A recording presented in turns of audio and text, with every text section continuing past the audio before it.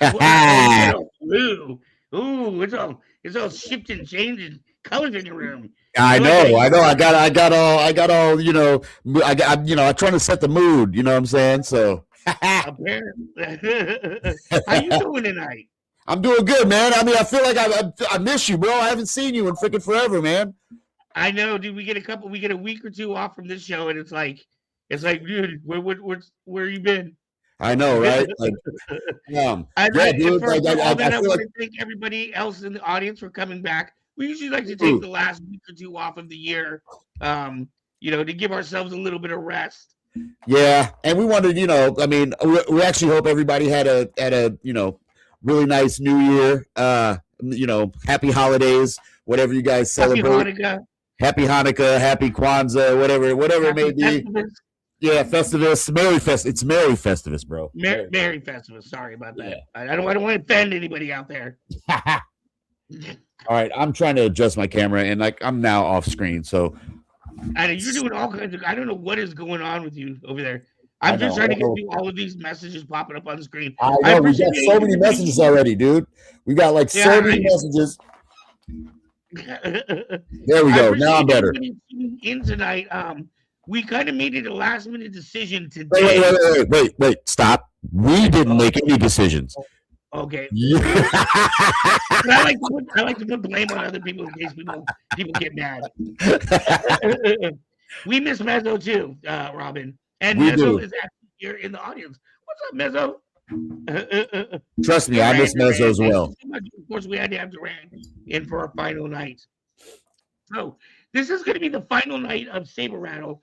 I'm a little bummed out. Of course, this show has been running for 5.5 years now. Yeah. Um, we've had four or five different directors, um, and Metz was the majority. Was the director for the majority of the show, so most Yes. people know Metz. But Lynn has joined us here at the end, and what it comes down to, guys, I just want to let you know, I've been having a little bit of health issues. I work a regular 9 to 5 job, as well as the lightsaber store. Trying to go to conventions on the weekends, trying to be a single full time dad. My kid's a little older, so that part's easier, getting easier now as he's in high school. However, um, just with everything going on and trying to book absolutely excellent shows for you every weekend, it's getting a little harder and harder to be the best that I can be for you under this format. Now, having said that, I have some great celebrities that we have lined up. We have Soleil Moon Frye from Punky Brewster back in the day. For some of you people of a certain age, you may know who that name is. Yeah. The name Master Shake means anything to you, or maybe Cobra Commander or Starscream. These are some of the people that we have coming up on our show. Oh, James is in super early. Hey, Yeah. James, we're going to be having everyone come in about the 8 o'clock hour, and then we're going to reminisce with all of our directors and stuff like that. We're going to we're changing our format just a little bit so that we can get our artists in here early. Yeah. So Um, Mezzo, make sure you pop into the studio, please. um, so we will still have some great interviews for you. I've been trying to work on a new project. Ever since I had my stroke, I've been looking to do a new, bigger project that I don't want to open up on yet because not all the pieces are in place. But because of having to do that, it's taken a lot of my attention away from doing this and doing some of our other shows. So Yeah. um, take a little more intensity. It's it may be it probably doesn't seem like it from the other side of the couch, but there's a lot of pre-work we have to do for this show with booking our guests, making sure we have a guest for you every weekend. I can't tell you how many times I've had a guest call me the day of the show and tell me they weren't coming in. So I've had to find an equally exciting guest for you to watch. And we've been lucky. We know a lot of really creative and talented people. So Yeah. I've been lucky throughout the years that even in those times when that's happened, we've been able to bring somebody else cool in for you. Sorry, my throat is. So, having said that, I still want you to hang out with us on Sunday nights because we have a brand new show that's going to be coming out. We do have a brand new show. Again, uh, I'm definitely gonna miss doing Saber Rattle because I did. I feel like I didn't get a chance to even really get my feet wet with this show, and I felt like there could have been a uh, little more chance to delve into certain things. But you know what? This is how we grow. This is how things go. So I'm excited because we're moving in a new direction, and I'm still excited about it. So, and you know what? I like I said, I don't want to steal said thunder away from Van, or I'm sorry, Go, telling everybody about this new venture we're going in. I'm gonna let him do all the talking on that. Like I'm just the guy sitting next to the guy. So Wow, wow. Yeah, so we're gonna go back. We're actually going to be re-releasing one of our old shows. One of our old shows that was popular for us, but has been on hiatus, was called Kyber Cave After Dark. Um, yes, I'm excited about that. that one will be coming back, but it's coming back in a brand new format that I think you guys are gonna love. It's gonna make it a lot. The show before was a 2 hour live show with like we'd have anywhere from 6 to 10 hosts on. It Yeah. was like the Wu Tang Clan for nerds. um, so this new show, it's going to be quick 10-minute edited segments. It was an unedited show before, but this new one is going to be quick 10-minute edited segments released twice a week on specific topics. And what I think that's going to do is I think it's going to give more variety for people. There's a lot of people, out there in YouTube land that can't watch something for more than 10 minutes. Yeah. So this is going to be better for the shorter format people, and I think it's going to help us reach out into more people's algorithms, so that we will be shared more readily. So look for Kyber Cave After Dark, Volume 2.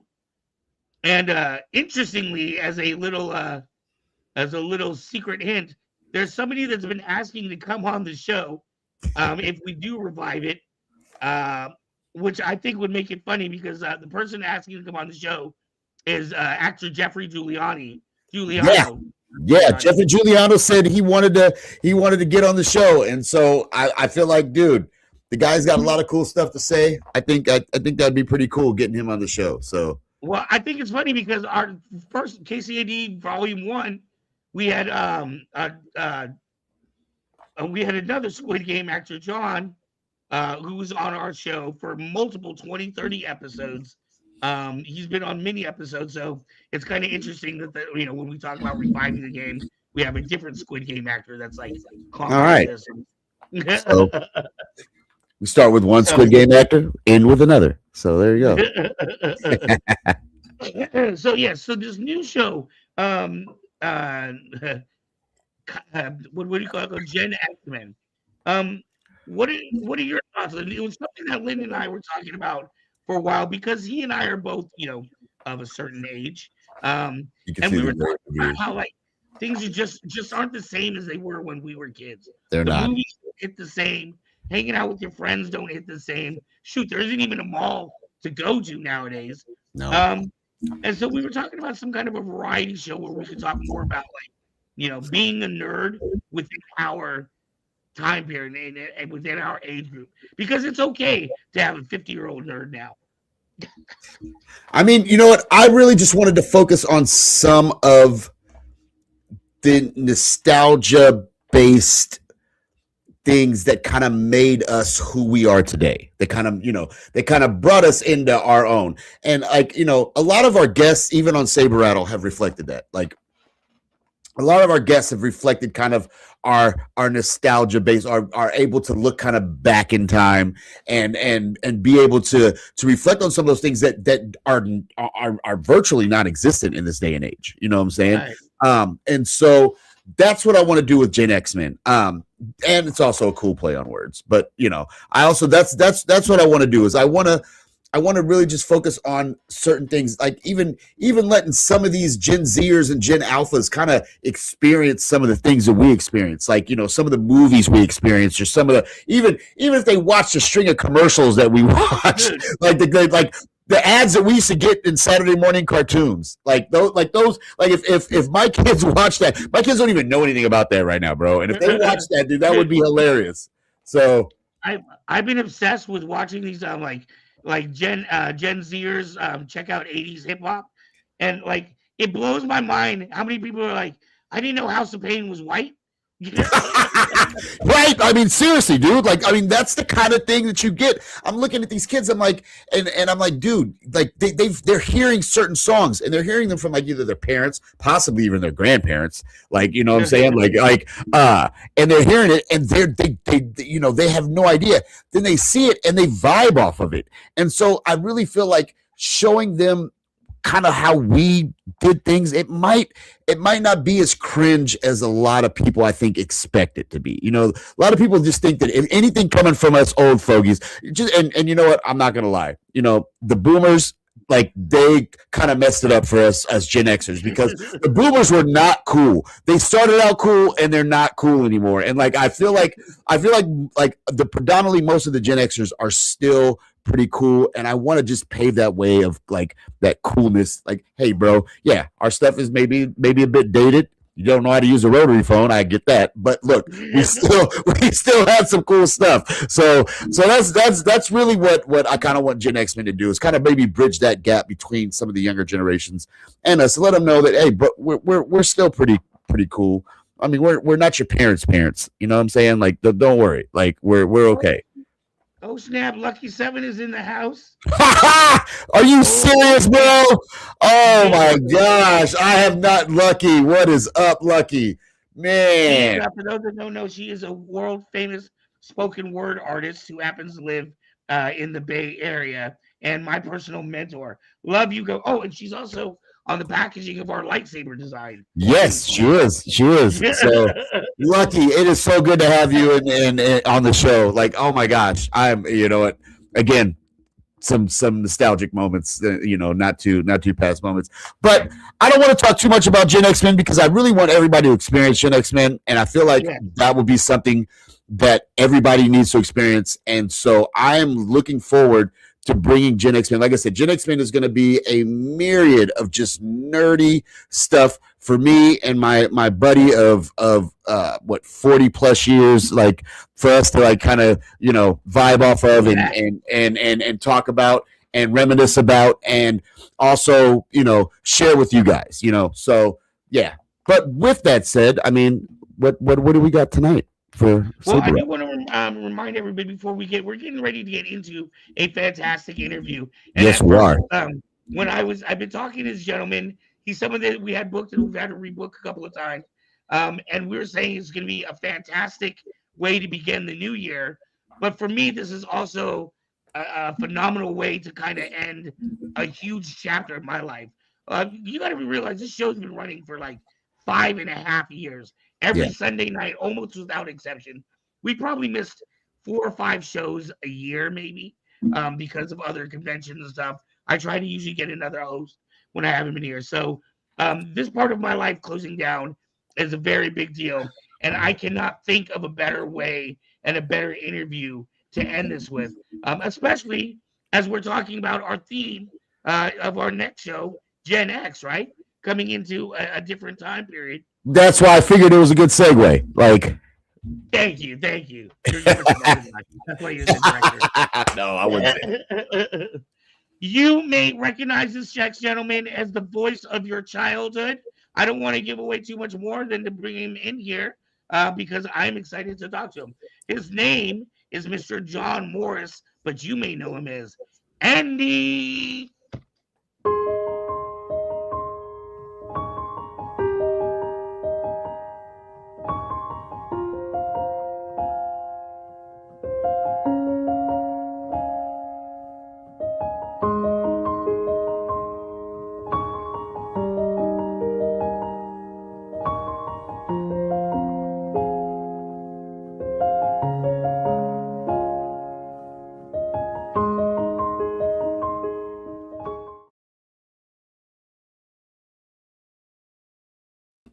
Well, hello, hello.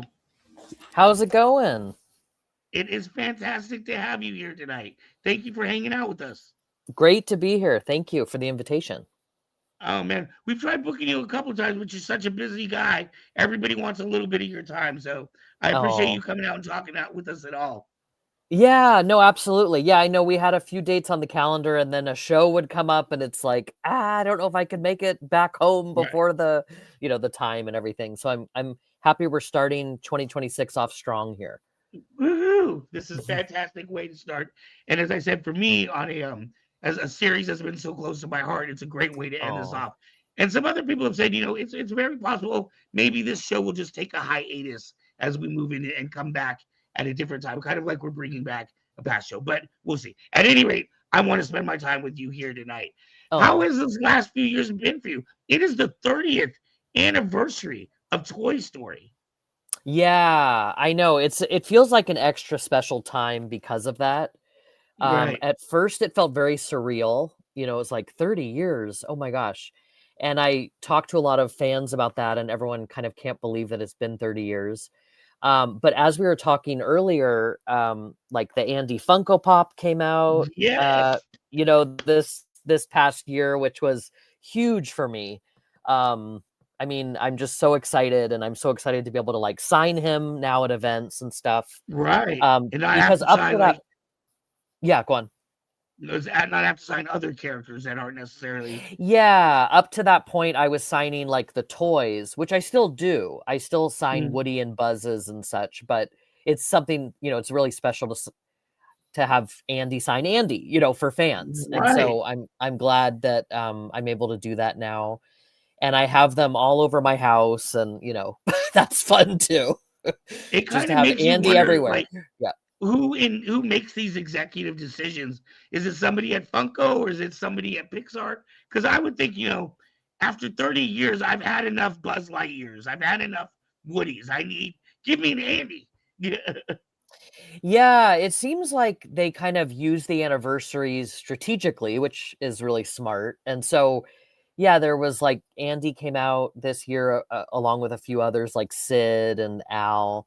And then, also like there've been a lot of cool collabs like with Roosevelt's and Levi's and Cakeworthy and just a nice opportunity to kind of do these like special anniversary collaborations, so Right, that's been right, right, fun to right, see too. right. How does it feel? I mean, I don't know if you've ever looked at it in terms of this, but I was thinking about Andy and Toy Story Hmm. and how Toy Story Toy Story was kind of like the Marvel universe before Marvel. Like Toy Story Mm. started an entire Toy Story was Iron Man. You are Iron Man. Essentially, you are what started the whole line. If Toy Story didn't work out, that could have been it for Pixar. Interesting. Yeah, yeah. I did have kind of that moment this year, earlier in the year in 2025, last year, I should say. Um, a fan said to me, "Oh my gosh, Andy is the first character we hear in the first Pixar feature-length animated film." And that's Wow. true. And yeah, it's like when you think of it that way, it's like, "Oh my gosh, that's true." And, Right. that's a huge honor and it's very surreal. And yeah, he was kind of like the first Pixar kid in a way. I mean, in the first film. Because they Right. had shorts before that, but yeah. Right. Right. When you walked into this, I mean, Pixar at that time wasn't known for any of this. Did you know what you were walking into? No, I mean, I just knew that I was gonna voice the boy in this movie, and, they showed me some storyboards and things and drawings, but it wasn't until I started to see the animation, and then they started to market the film, and Disney was involved and it got big, that I Right. knew that it was gonna be big. Because the Pixar, staff was much smaller back then. They were in a different location. It just felt much smaller at the beginning. And Right. then it just got, I was very excited when I got the role, but then I didn't realize the scale of it. And, once I heard like Tom Hanks is involved and Tim Allen is involved, and, it was Right. pretty surreal. Yeah, yeah. How old were you at that time? I'm glad that you just put up the photo because, yeah, I was Go ahead, man. Go 7 ahead. years old. I was 7 years Oh old wow. when I auditioned for Andy, so really young. I had just started acting when I was 6 years old. Wow. And so I had done a few, like I did an acting workshop at Kids on Camera in San Francisco, which really helped me with my start. Judy Berlin. And then I did some auditions and I had some on-camera commercials, and which I was lucky to book. But then I had the audition for Andy. So I was, yeah, super young. Wow. Yeah. Do you like that? I was talking to Kathleen Hernandez, who does Dora the Explorer, Mm-hmm. and we were talking about how with some people, one character has defined their career, and people Yeah. gravitate towards that character and couldn't imagine that person as anywhere else. Whereas there are other people say like a Tara Strong that's got so many characters you don't even realize she's in as many projects as she is. Um, Right. where do you feel you're most comfortable?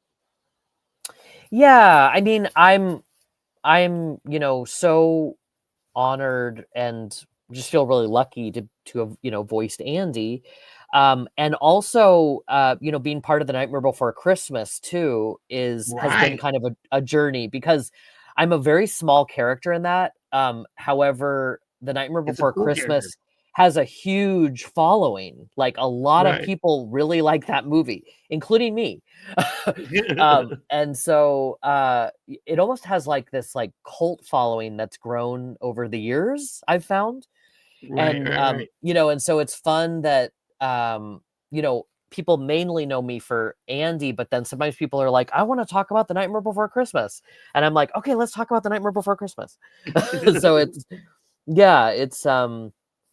and there have been times where, I've auditioned for things and they're like, "Oh my gosh, you sound like Andy." And, so Oh, wow. sometimes it's a little bit, but as a voice actor too, I'm always working on my range and auditioning for lots of different things. And Right, yeah.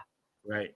Do you do things like book tapes and things like that? Stories, um, audio reading? Not, I mean, I'd love to get more into that. What I've just been cast in, which I'm excited about, Adventurous Ideas. They're located in the Bay Area. I'm going to start recording some characters for them for their audio dramas. Is this And a so, C. Andrew Thomas or C. see Andrew? Andrew Nelson. Yeah, yeah, yeah. Yeah, yeah, yeah, Exactly. yeah. And Yeah. Beth Barry Gibbs. Yeah, yeah, exactly. So they have a few projects coming up, and I'm going to be a few characters in their projects. And so it's going to be like wherever you listen to podcasts is where Right, you're going to be able to listen to the audio drama. And the cool thing for me is it's kind of a new genre for me. It's kind of like sci-fi superhero. right, So, yeah, so I'm excited to kind of dig into those, and that'll just be a nice kind of change of pace for me. right, And right, I teach voiceover, which is something I'm really enjoying. So I teach kids, teens, adults in person on Zoom, and so that's been really fun. That's been just the last few years, right, right, and right, something right, I'm right. really enjoying. Yeah. My mom always said that I had a face for radio, which she said I had a good voice. So, can you teach me how to use my voice? Like, can I? Can you? You have a Can I be one fantastic of your students? face for radio. Yes, and God. you voice. No, uh, I've always wanted to get into voice acting. So I felt like the older I got, the more my voice changed, and that it wouldn't be, that my voice didn't, it didn't age well, and like I started to get really self critical. What would you say to Mhm. someone even being my age? Like, would you encourage someone my age to try to actually get into voice acting? Because I do have a backstage account. I'm so scared to like actually start like trying to do like the whole issue. So, what would you say? Yeah, so it's a couple of things. So I do hear from people sometimes, they're like, I can do funny voices, I could do voiceover. And it's like, well, there's more to it than that. Because Right, there's acting, there's the voice acting piece. Exactly. right, right, Yeah. And so it is, I'm not gonna lie to anyone. It's a journey, it's a road. It takes time, it takes resources. But that being said, if you're very passionate about it, I Okay. always recommend, like, yeah, take a session with me, take a few sessions with me, take a class or a workshop at Voice One, online, in person, and just to see what it's really about. And it's a lot of fun and it's very creative. And it's also about finding your niche. Like, are you interested? You can't really do it all. So it's like, are you interested in video games? Are you interested in Gotcha. commercials? Are you interested in film, series, audiobooks, toys? Like, what's your niche? Gotcha. Um, Well, because like yeah, me and this guy down here, we've acted and we've got yeah, we've got some acting chops, but like I said, like I've always wanted to cross over to that, just because, like I said, I always felt like nice. I had a nice voice and whatnot. So it's really good to get your input on that. And like I said, we'll have to stay in contact with And with really Yeah, quickly, we've got a question here for you. It says it probably won't be posted, but will there be a link posted to the voiceover classes? Where would someone get a hold of you if they wanted, to work with you with voiceover? yeah. So the best way would be to send me a DM on Instagram. Or you can send me an email. So my Instagram handle is at John Charles Morris, all lowercase, all together. So you can send Okay. me a DM there. You can follow me there if you're not already. And then you also can send me an email to johnmorrisvoiceover@gmail.com. So both of those reach me. And I typically tell folks, like, if you're really interested in voiceover, just book a session with me. I usually start with 30-minute sessions. We could do one 30-minute session and just, um, talk about it further. And I think that's a great way to, just kind of start out, and for folks to just explore it, who will want to explore it and have that passion. And yeah, I say why not? Because you never know. You never know where it will take you, and it's a really creative, way to work and express yourself.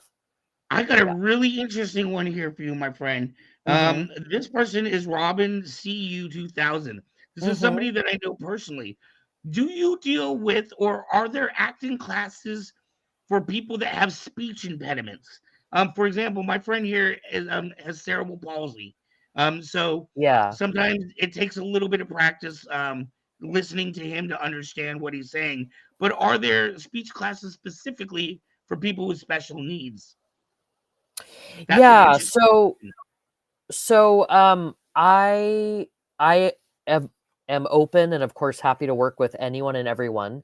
That being said, sometimes when something is a little beyond my expertise, I'll refer folks to like a speech therapist, Mm, who can help them in a specific area. But I've worked with a lot of different folks with a lot of different needs, and that's what's nice about the one-on-one.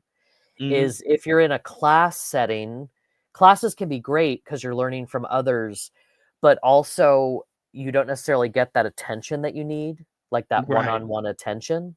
So definitely, if you have any special needs, or you need a little more time, one-on-one, I think, is the way to go.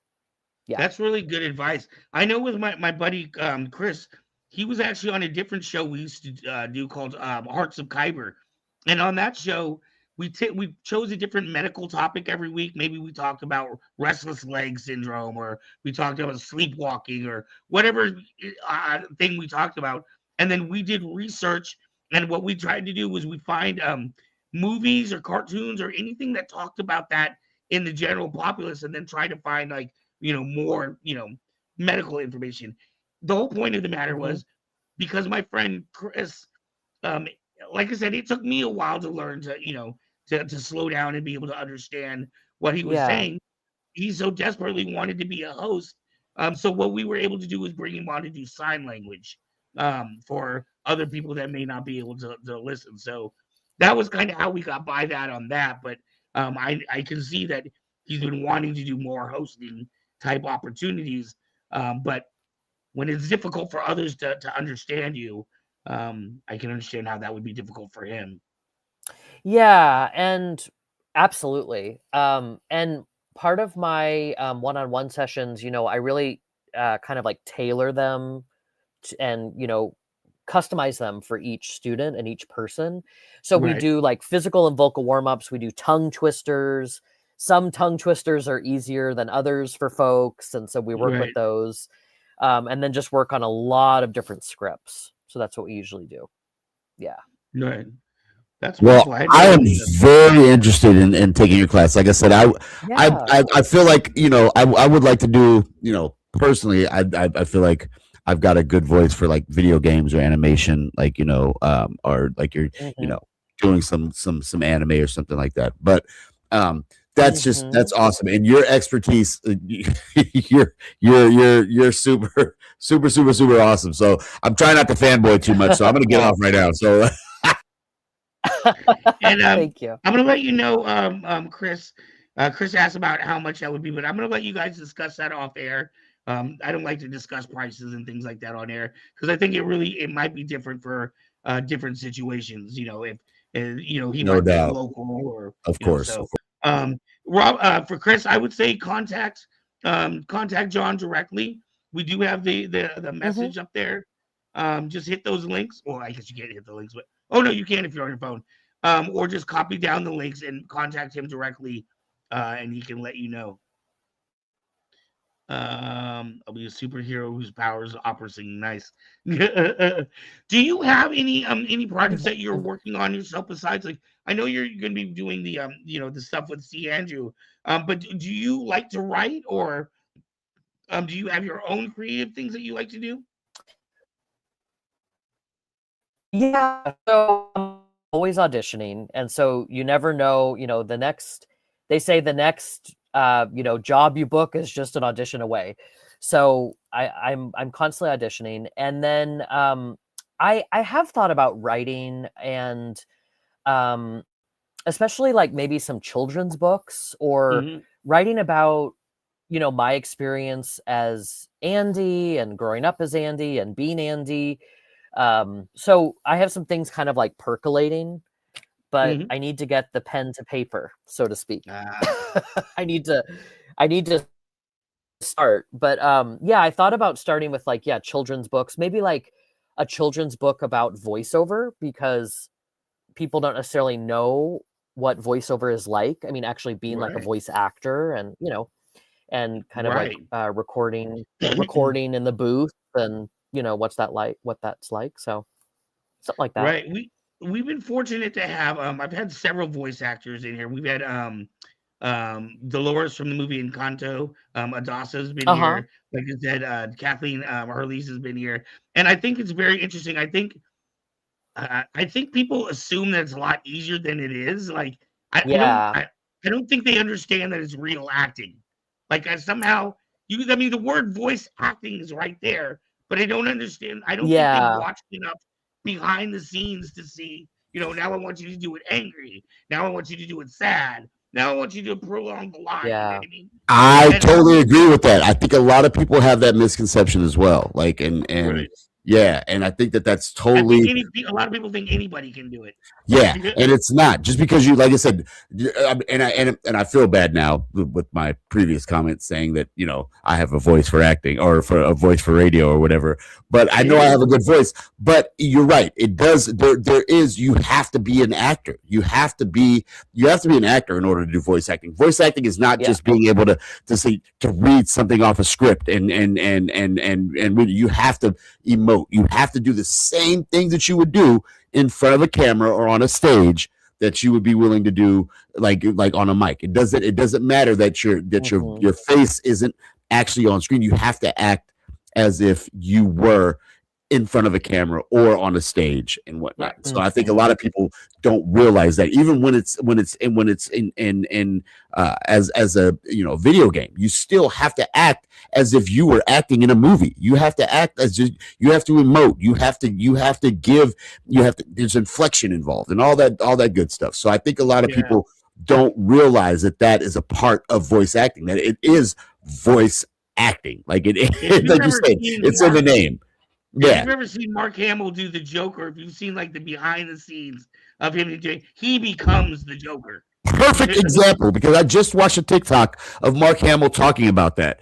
And he's talking about, dude, he goes, yeah, I couldn't play Joker on screen, but I have the acting chops to be able to play him as a voice actor and I can become that character. And he was talking exactly about that when he became the Joker and started taking on these other, these other personas. Same with like Alan Tudyk and a lot of other voice actors. And like I said, John, you've done it and you've actually progressed through the years.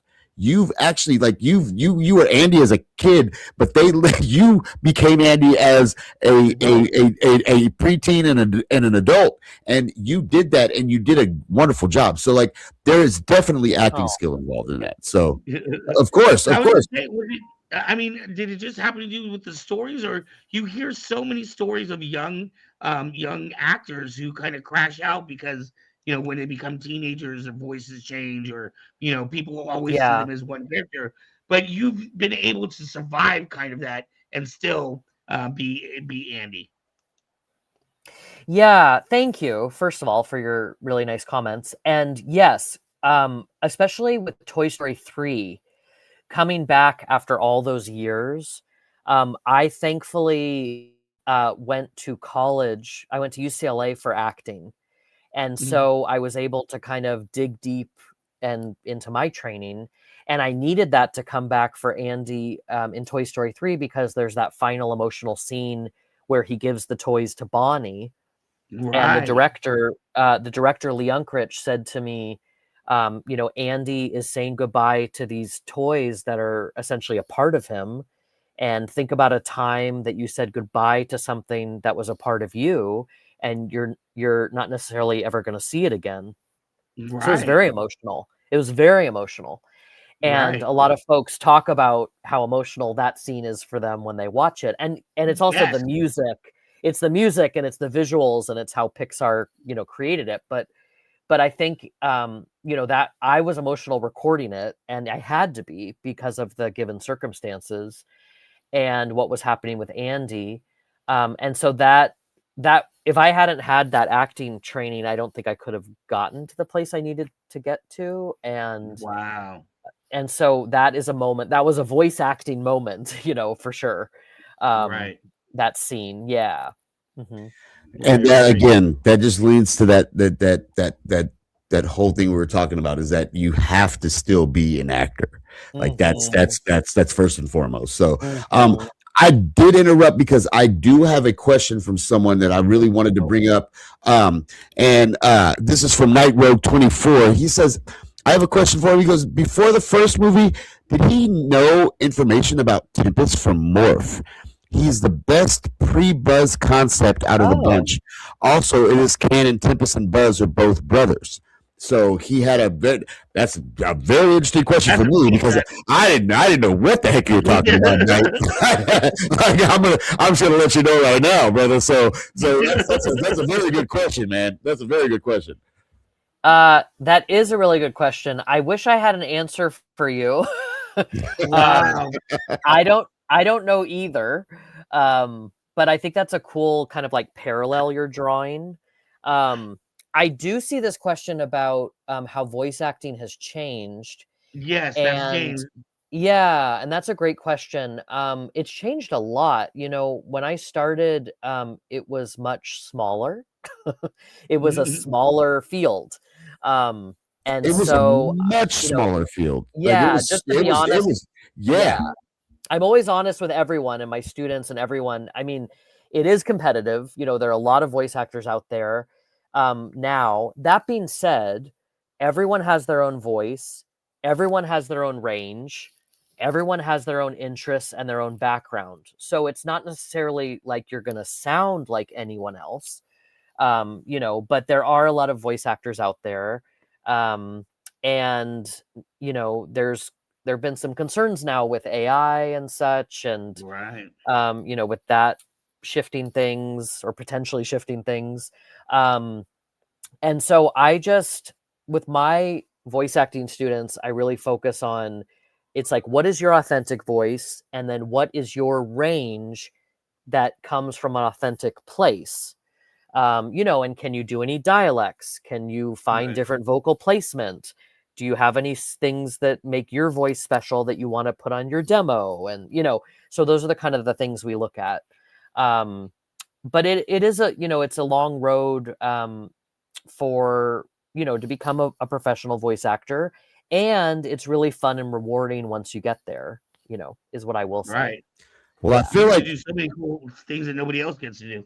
yeah. I Yeah. feel like you got in on the ground floor, so you were able to even kind of establish like and set more of a precedent for that, like the genre, because like you said, the genre has kind of gotten really flooded because we like our media, and then like the even the need for voice acting has gotten a bit bombarded, as well as people just like you said flooding to them from the masses trying to become voice actors, but there's so many mediums where people can voice act that not necessarily were available to you. They weren't, Right. you had the one media, which was a very new media in itself, a medium in Yeah. itself. But digital animation. So like, now it's like you said, it's video games. It's Mhm. And I would say that a lot of the work that John did and the people of that time period laid the path for oh yeah, the animation and a lot of the Korean pop that's come into Mm. United States culture. It helped open up the door for those type of actors to get different types of jobs. bro. Like I said, like you were at the forefront of Pixar. I mean, come on. Like Yeah. there's no other accolade that I can. Dude, he is Tony Stark. I'm telling you. I mean, yeah. I mean, Pixar, and I'm tying this in. This is Saber Rattle, so I'm tying this in. Pixar is a bit of a branch off of Lucasfilm, but again, you were still at that forefront of a brain bending, media bending genre. Like you were there right at that beginning, right at that birth. And so that's what makes, like I said, I feel like that's what makes you such a wonderful like teacher and a wonderful person to be able to bring that to other people and to help usher in the future of that. Like, so Thank you. Yeah, I remember when I was 7 and they said, "Oh, we're going to work on the first feature-length animated film created with computers." I was like, "It's going to be on the computer?" Like I was so confused, I was so little. And then when they started showing me little clips and things, it was like, "Oh, this is going to be really cool. And people are Right. going to like this and it's going to look really new." Right. And I'm lucky enough now to do events with other Pixar voices, like Mary Gibbs, voice of Boo in Monsters Inc., Right. and Miguel, Anthony Anthony Gonzalez, Gonzalez. Yes. and Alexander Gould, Nemo, and Emily Rex Hahn, voice of Bonnie in Toy Story 3. So I'm lucky enough to do events with them now. I'm the oldest one of that group, but it's fun to kind of compare notes with, and it's like, what was your experience as a kid recording these characters and Right. bringing them to life? And we worked with different directors sometimes, and yeah. Well, it's interesting. I do. I used to do spoken word poetry. Lynn and I used to work together on the spoken word scene, and in the 2010s was kind of like a rebirth in the Bay Area where it was these incredible artists. In fact, Lucky Seven was in the audience tonight. She was one of these amazing poets that came from that scene.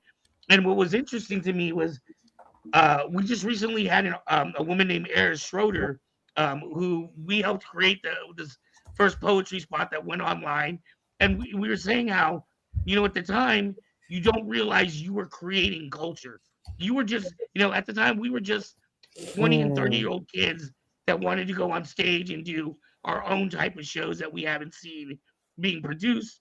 But we didn't know that we were creating something that was going to change how art was done in that area going forward. That's exactly where you're at. Yeah. That's such a cool way. That's such a cool way to put that. And thank you. Yeah, it's true. It's true. And it's one of those things where you look back like 30 years later, it's like, holy crow, it's Right. like Right. I was there. Yeah, I was there, at the beginning. And I think that's also why I like to go to events so much and talk with the fans, because you hear these statistics like billions of people have seen the films, and it's pretty overwhelming. I mean, it's Right. incredible, but it's like I'm never going to meet the billions of people, but I can meet some of the people, Right. and hear their stories, and everyone has a different story, a different Toy Story, a different favorite. And so I love to hear that. I like Yeah. this note here, James, from Distance Nerding Podcast, by the way, incredible podcast, says, I love seeing you and Mary Gibbs having fun at the Oh, Comic Con together. It's like the yeah. OG Pixar kids. Yeah, totally. I've been lucky enough to do many events now with Mary, and we have a few planned this year coming up too. And it's always fun to hang out and just to see how excited people get about Toy Story and Monsters Inc. I love Monsters Inc. also. I was lucky enough. Mary and I were at an event, Oxford Card Show in the UK, and then we were staying in London, and I watched Monsters Inc. with her, and she was like telling me all these behind the scenes things, and I was just so excited. I was like, oh my gosh, I have like a front row to Boo talking about Monsters Inc. So I felt really Right. lucky. I felt really lucky. Yeah. Now, I want to ask you about this. This is something somebody touched on up here, but they just briefly said something, but it got me thinking in other channels. The comment was from Chris, Robin DCU, I believe, but it was about AI. Um, Mm, I wanted to know, what are your personal thoughts? I mean, especially with voice actors that we met of different people, everyone's got their own opinion. But let me ask you this: if mhm. tragically something happened to you today, how would you feel about Pixar using Andy's voice in future Toy Story movies? Uh, knock Well, on and you know wood. what? If you're not comfortable Well, asking them, yeah. answering that, please feel free to say, you know what? Yeah. Let's talk about something else. No, it's a good question. I'm on wood because I'm a little superstitious. But I, this is the way I feel about it. I feel I'm always into the authentic, and I'm into the real. So, and into the original. So when things start to be reproduced and reproduced and reproduced, or the potential to be reproduced, I start to get nervous. Um, I think of AI more for the visual, like, the visuals that you can create with it, and kind of the interesting visual mashups. Right. That's kind of how I think about it. But when I think about voiceover and voice acting, I feel like it really needs to stem from the original. And if there is any of that reproduction, or it may be used in the future, of course, that needs to go in the contract, and it needs to be signed Right. off by everyone, and everyone needs to be comfortable, and, of course, paid for a correct amount for that. And so, I'm glad SAG is involved, of course. And um, I think of, I know there's a lot of different views on AI and such now, but I just think of it, yeah, just more for its visual capacity, I guess, versus like for voiceover. Um, Right. Well, and yeah. oh, I'm sorry. Go ahead. Go ahead, John.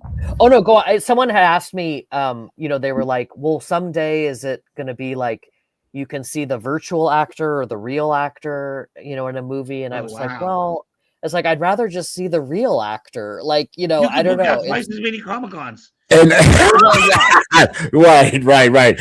But so that brings me to kind of like my next thing I was going to talk about is like we talk about your legacy, and we talk about Mhm, things like using you in the future, even if you've mhm, moved on to another, we'll just say, earthly plane, or another plane. But I think about the scene in Rogue One where they used Grand Moff Tarkin, and mm. And and even he was James Earl long. He's Jones. been long. The actor that played him had long passed on, Oh, but they needed to have him in order to make that story. So they not only used his voice, but and recreated his voice, but they recreated his image and whatnot, and did a pretty fantastical job. And again, LucasArts. the guys at Pixar or whatever, those guys over at ILM did a fantastic job.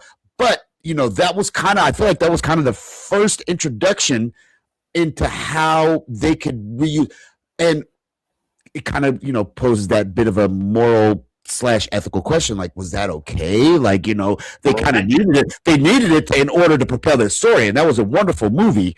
And have Grand Moff Tarkin be able to be in there and not have to grab some guy that somewhat looked like him, or maybe his grandson or nephew, and put him in some old. They were able to actually, really capture him pretty well within using that AI and whatnot.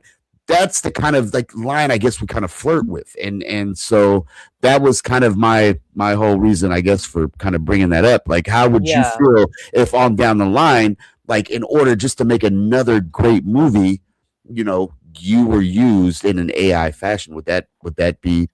Hey, really quickly, Lynn, even more so to that point, that was a big controversy with James Earl Jones's family. For sure. And they For ended sure. up signing on, For sure. allowing the use of because I mean that Darth Vader is obviously an iconic voice. That's not Again, not that yes. anybody can walk in and do Darth Vader. No, Yeah. I can't. I couldn't do it, and I got a nice baritone, and I still couldn't do it. Well, I'm realizing in the Toy Story world, there is a precedent for this, which is Jim Varney. So, sadly, Jim Varney passed away. Of course. And then Blake Clark stepped in to voice Slinky Dog. In subsequent films. And the good news there is Blake Clark was best friends with Jim Varney. Right. And so, he knew him really well personally. And so, and a lot of people they can't even tell the difference between Slinky Dog from one movie to the next.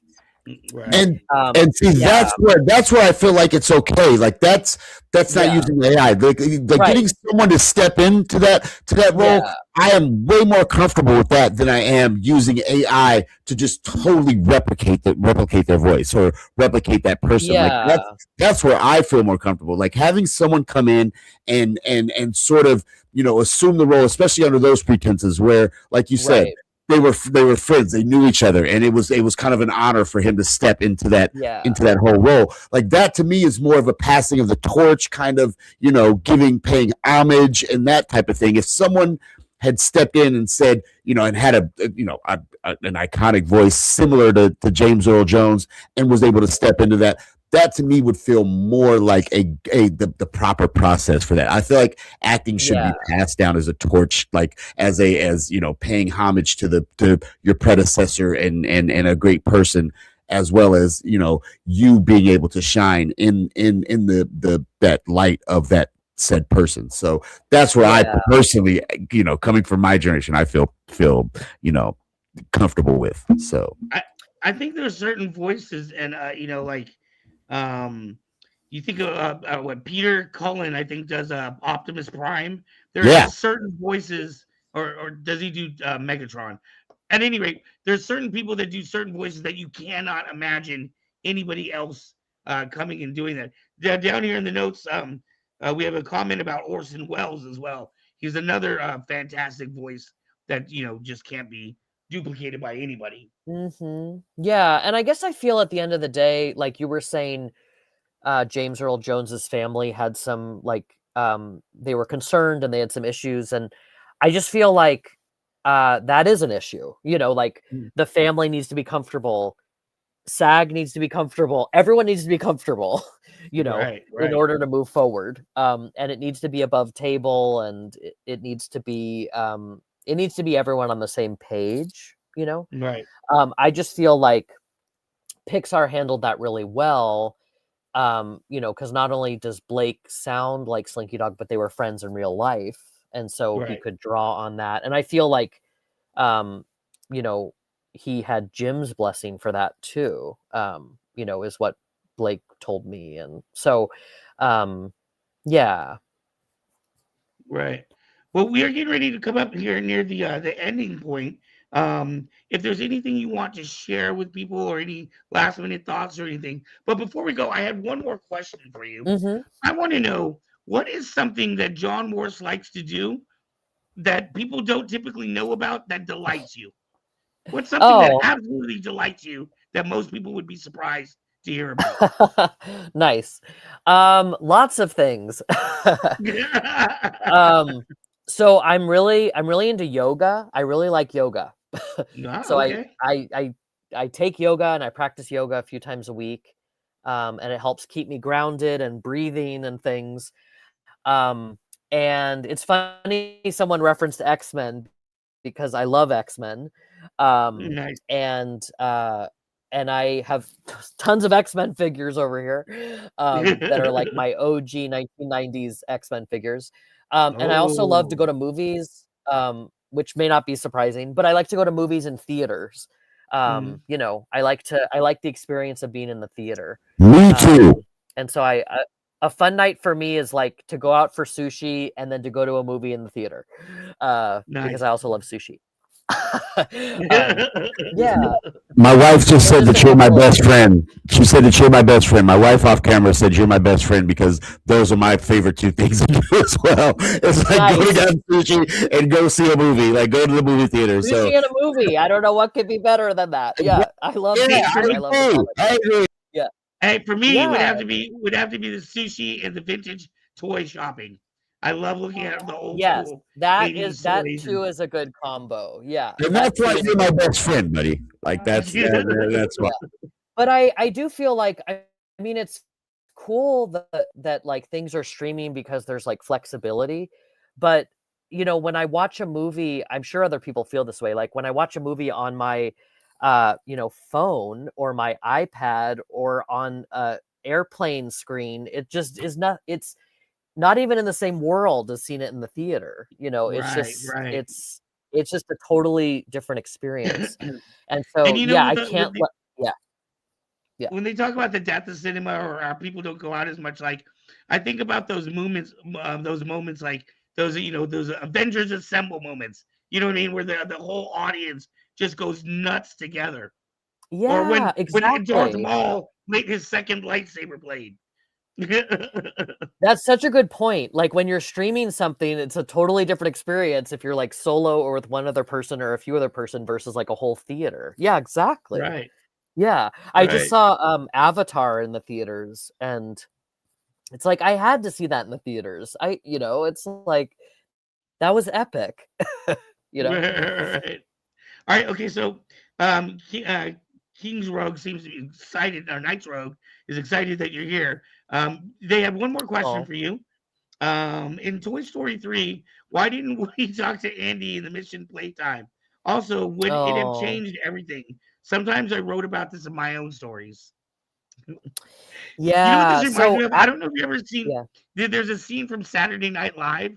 Natalie Portman was hosting, but it was like she was on stage and all these people kept asking her nerdy questions about Star Wars, and you're like, oh my god, dude. Like I think it's funny that you know a lot of times people think that you wrote the story, like every bit of Right. lore that could Right. possibly be. Yeah, I know. Some of these you need to ask like the Pixar creative team. But but actually that's a really interesting point and question because a lot of fans have talked to me about like the future and potentially Andy as an adult and his really cool fan theories and ideas and things. And we know the toys can talk to humans because Woody scares Sid at the end of Toy Story, and the toys Right, come alive and scare Sid. And right. so I have had some folks say to me like, well, what if like down the road, like Woody or toys had heart to heart with Andy? Right. I think that is like such an awesome idea. And yeah, it is an interesting thing to explore. Like I know the toys can come alive to talk to humans, and Right. so the possibilities are endless. And I wish I had exciting things like behind the scenes things to say about Toy Story 5 and beyond. But I literally, kind of know and can talk about, what's been announced. So we all have to stay Right. tuned together. I think it is We'll all be exciting on to the think endorphin about the together. future and to think about, yeah, to think about Toy Story 5, to think potentially about Toy Story 6, potentially. Yeah, no beyond. spoilers. No spoilers. No spoilers. Yeah, no spoilers. But now that we're in 2026, June 19th is right around the corner for Toy Story Yes. 5. So just a few months away now. Yeah, just a few months away now. Totally. And you know what I told you? I think it's funny. We told you this whole time. Didn't even talk about the one like I think is really cool. Did we show off your Funko? Did you get a chance to show that off? I know we were doing it Oh, I don't before know. camera. He did bring it up, but I mean, I'm all for him bringing it up again. Yeah. After Sorry, 30 it's years, the lighting's a little funky. Yeah. Oh, there he is. There he That's is. so Yeah. freaking awesome. That is so freaking awesome. I think they did such a good job. You got the little Woody, you got the little Buzz, you got the red hat. His head goes all the way around. Is that so you can do an exorcist scene? Is that what you would have picked for yourself? Like, because I'm sure at some point you Yeah. imagined what your pop would look like. Yeah, I'm thrilled. I'm thrilled with how he turned out. My big question was I didn't know if he was going to be like sitting or standing, I think or it's like so playing cool that he's sitting though. playing with Woody and Buzz. Like I wasn't sure. I love it. I love how he's like sitting like crisscross applesauce with both Buzz and Woody. I think that is so cute. I think that is so adorable. He comes in a yoga pose, yoga pose, and the real Andy does yoga. Nice. Yeah.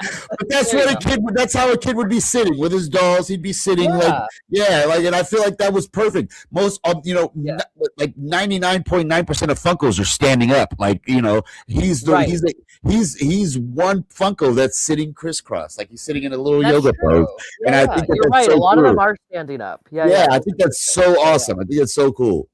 Yeah, I'm thrilled. Mezzo says with how they're prepping you for Toy Story 6, Exorcist Andy. Yeah. Oh, okay. Yeah, we'll see. We'll see what the future holds. I know. Because the head's fun. I love you, Mez. All right, Mr. John. I thank you so much.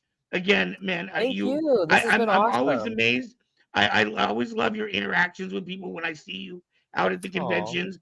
You always have so much fun with your guests, and I see how people feel your energy and your passion. So it is great to see you out there. I'm sure I'll see you at many more shows. Yeah, I appreciate that, and likewise. And so folks, if you haven't followed me yet, please follow me at John Charles Morris on Instagram. Send me a DM.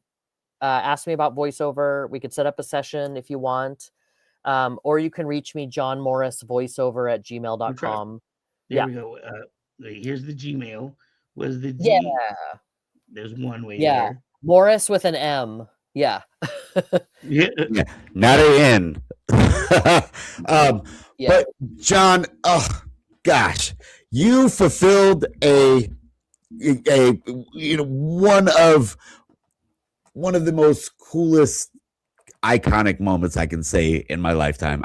There's nothing. I mean, honestly, dude, like I'm again not trying to fanboy too much, but I will just say that thank you so much for coming on, and it was honestly my pleasure. Like, you are an icon for so many people, and you have shaped so many childhoods, and like I know you get this a lot, but you just have to know that your voice is gonna live beyond time. Like it's you're definitely one of those iconic actors that will always live in the hearts of a multiple generations. So thank you so much for being here. I appreciate you. I really appreciate that, and it's been really fun to be on. Thank you for inviting me, and I encourage everyone to see Toy Story 5 and stay tuned. And one more time, the radio work you're doing with C. Andrew Nelson. When should we start looking out for that stuff? Yeah, thanks for asking. So we haven't started recording yet, but we're going to start recording soon. So then it will probably be like in 6 months or a year, I would think it would be out. Okay. Yeah, so Adventurous Ideas is the production company. Yeah. Excellent. Well, we Yeah. will keep in touch with see Andrew. He's another fantastic guest we've had on here a few times. Awesome. Yeah. So, John, thank you so much, and you have a Thank beautiful you. evening, my friend. Yeah, Happy New Year to everyone. Happy New Yeah, I know. Wow, Happy New Year. Happy New Year. Oh yeah, we didn't even talk about the fact that we're in 2026 now. Goodness. That's Like- okay. We'll end with it. Happy New Year. That's another podcast. Thank you, John. Thank you so Thank much. you. Have a good night. You All too. right. Hit us with that outro, Lynn, or whatever we got.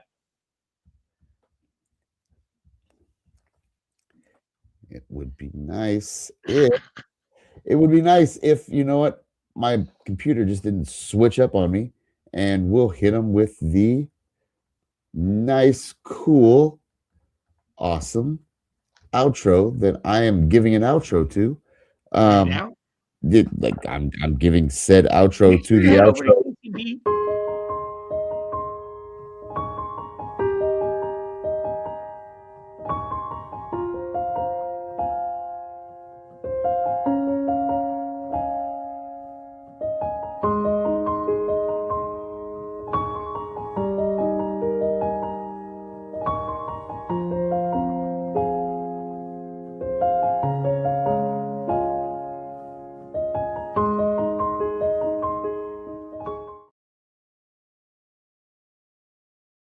Yeah.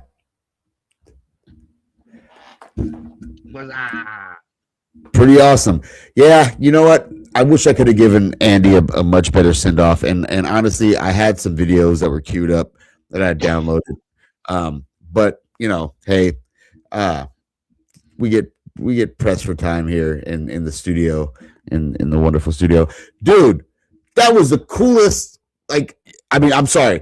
I know I say this every time we freaking do a show, and I'm sorry I say this, but that was a really, really cool interview, man. That was pretty awesome, dude. That was a really, like, honestly, I don't know if I could have picked a better send off, like, for Saber Rattle. And like,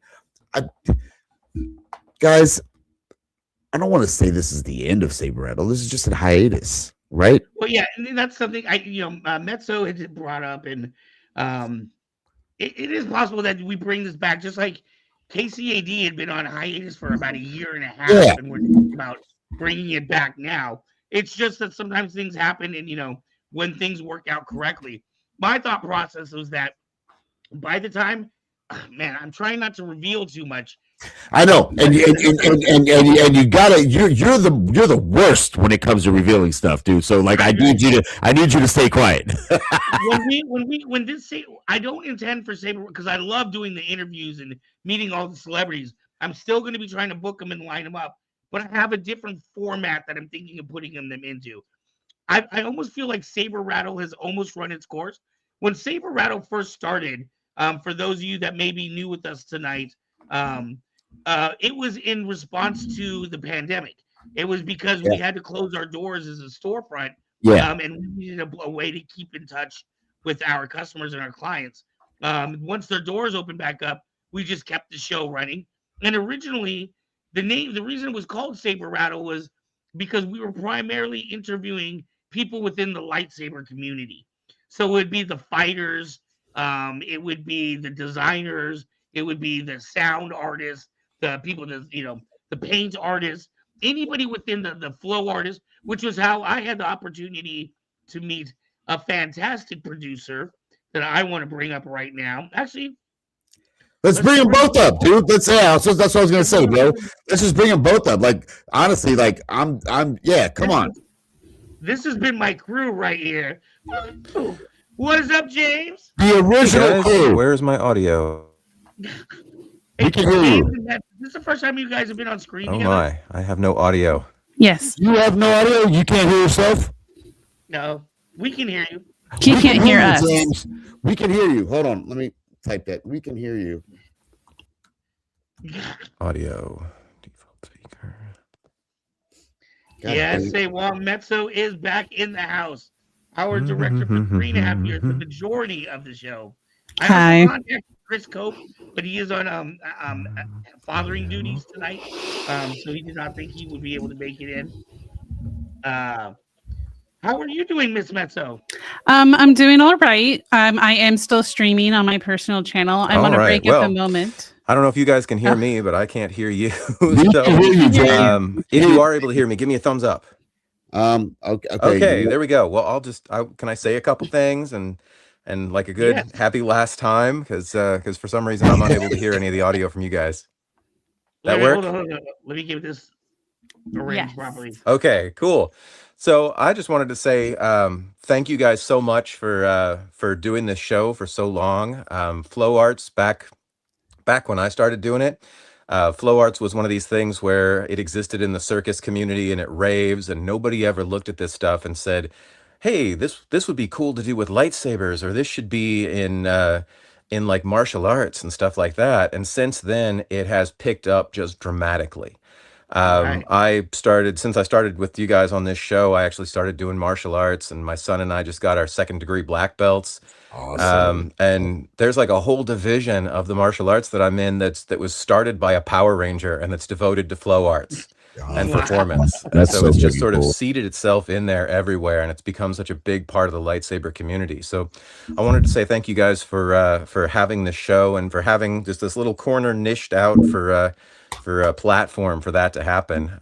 It has been a blast to be helping you with this for that long and find all these interesting people that are out there doing interesting stuff You and just have sort found of some bring them stuff in. for You us. have found some People who amazing wouldn't stuff, necessarily man. be in this sort of world of the circus arts and the Burning Man Society and all of that. People who are more into Gen X stuff and Thundercats can now see somebody spinning around a lightsaber or a ball of fire and That's so cool. get to experience that. So again, thank you guys for that. I've appreciated it. It's been wonderful.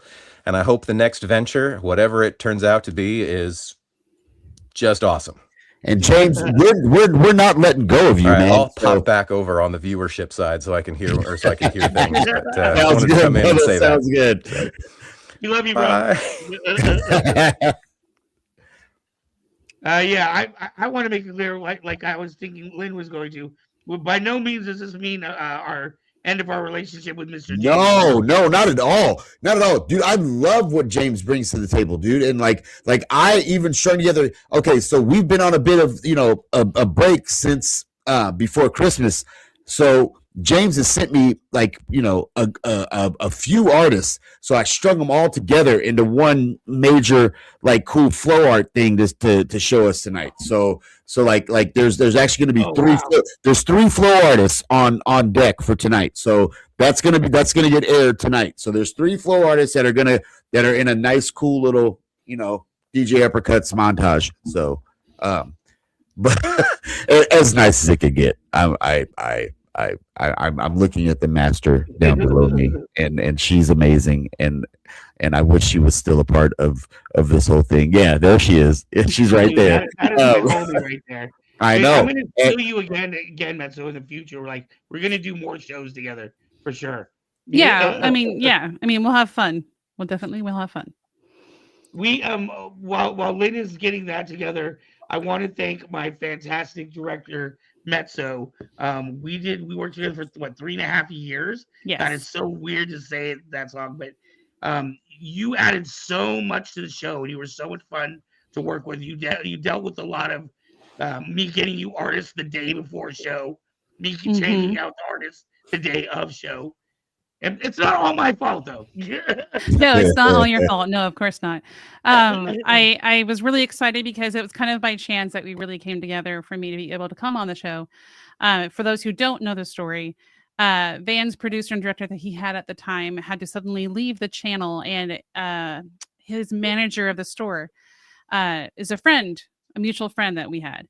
And he was like, "Hey, do you know anyone who knows how to edit and streaming and has experience?" And I'm like, "What do you want?" And he told me the situation, and I just jumped on board, and I think I jumped on board 3 days before my first show. I met you the day of. We edited things really quick, and then it just went from there. And it just kind of snowballed in a good way. It's been amazing to me how much the show has changed and evolved, and where we started from, to where I got my we saber. ended up. Yeah. You've got a bunch of them autographs from various artists. Oh yeah, I have a couple that I still need to hang up because there's so many. And I still have a couple here that I need to give you. Yeah. Oh yeah, and I have merch for you. Lots have changed for me too since first coming in. I've grown as an editor a lot. I've got it inspired. I got a new drawing tablet, started drawing again. I got new equipment and I started doing more editing work. For example, I just filmed in October. It's been put off because I had a family member who was injured, but I recorded a theater show. And wow. I'm in the middle of editing that right now. And it's a lot of fun because I get to kind of have, I don't say free reign creatively, but in editing, I get to have my own, find my niche in my editing workflow. And it's a lot of fun.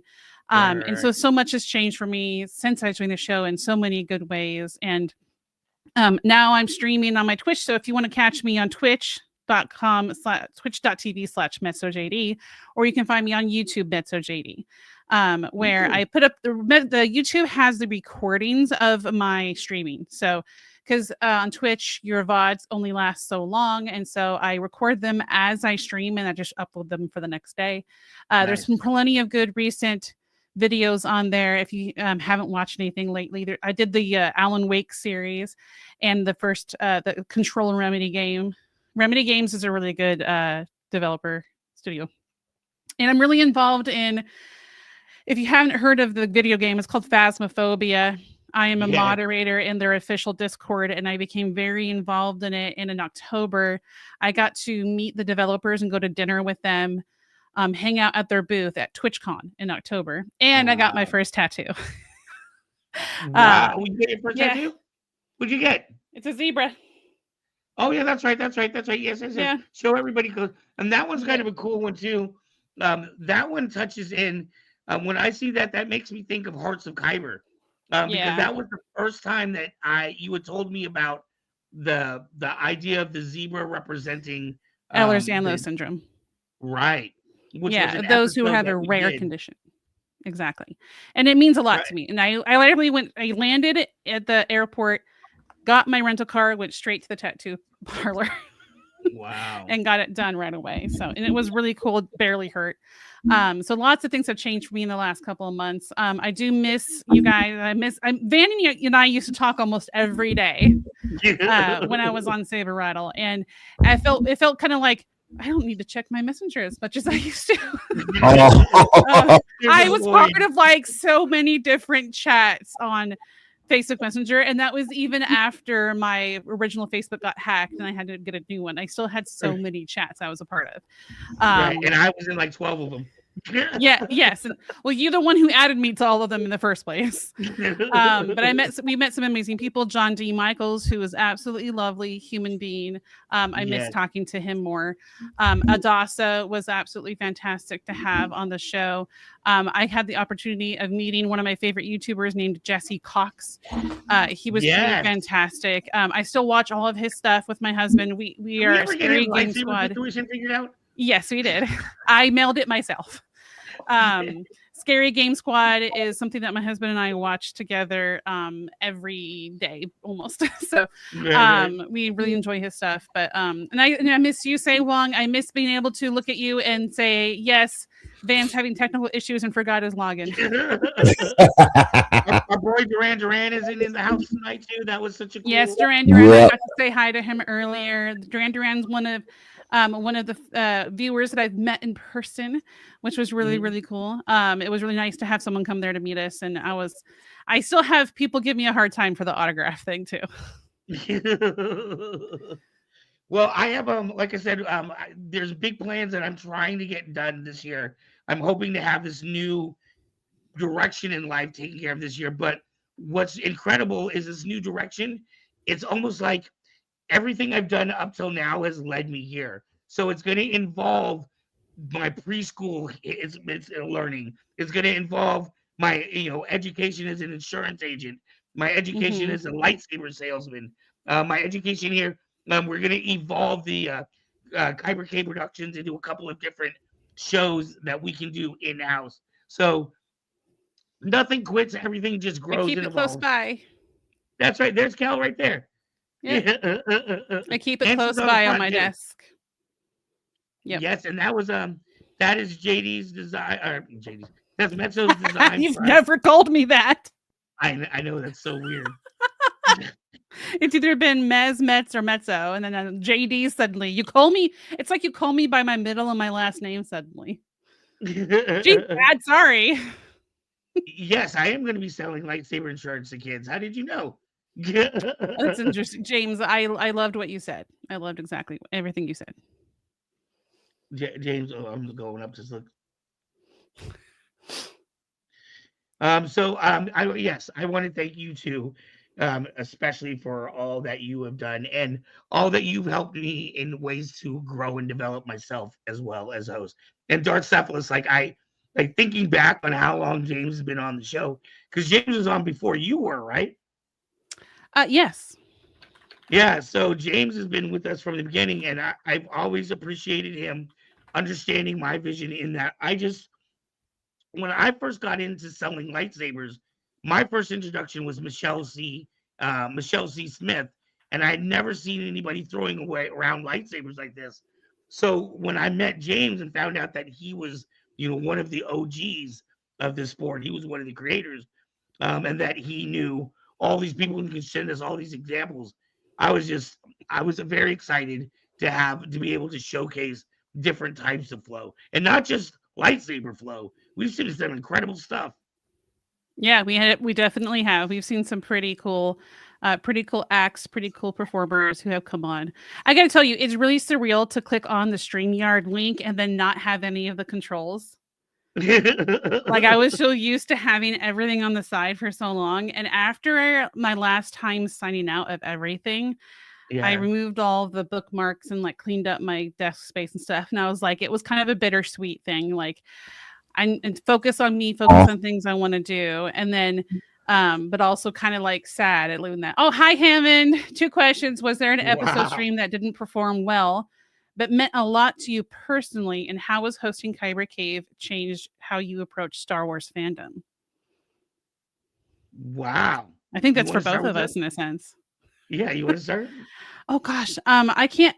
My brain's. I never really. So when it comes to your first question, Hammond, about an episode that didn't perform well that meant a lot to you personally, to be 100% honest, I didn't go focusing on the performances of the episodes, and then focus it so much that I remember them doing badly.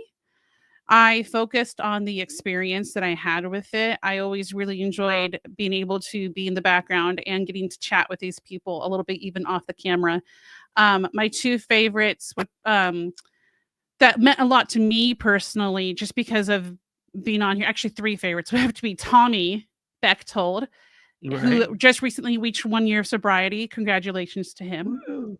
A couple months ago. Yeah, I sent him a little 1-year coin and everything too. Meeting Jesse Cox, who has been someone I've watched for years with my husband, and Adasa. Those were 3 that really like stood out in my heart. That meant a lot to me personally. I don't go looking at the performances in the sense where I'm like, oh, I'm so sad this did terribly. I just didn't focus on that so much. So that's not my memories from Kyber Cave aren't the bad ones, they pop in my head.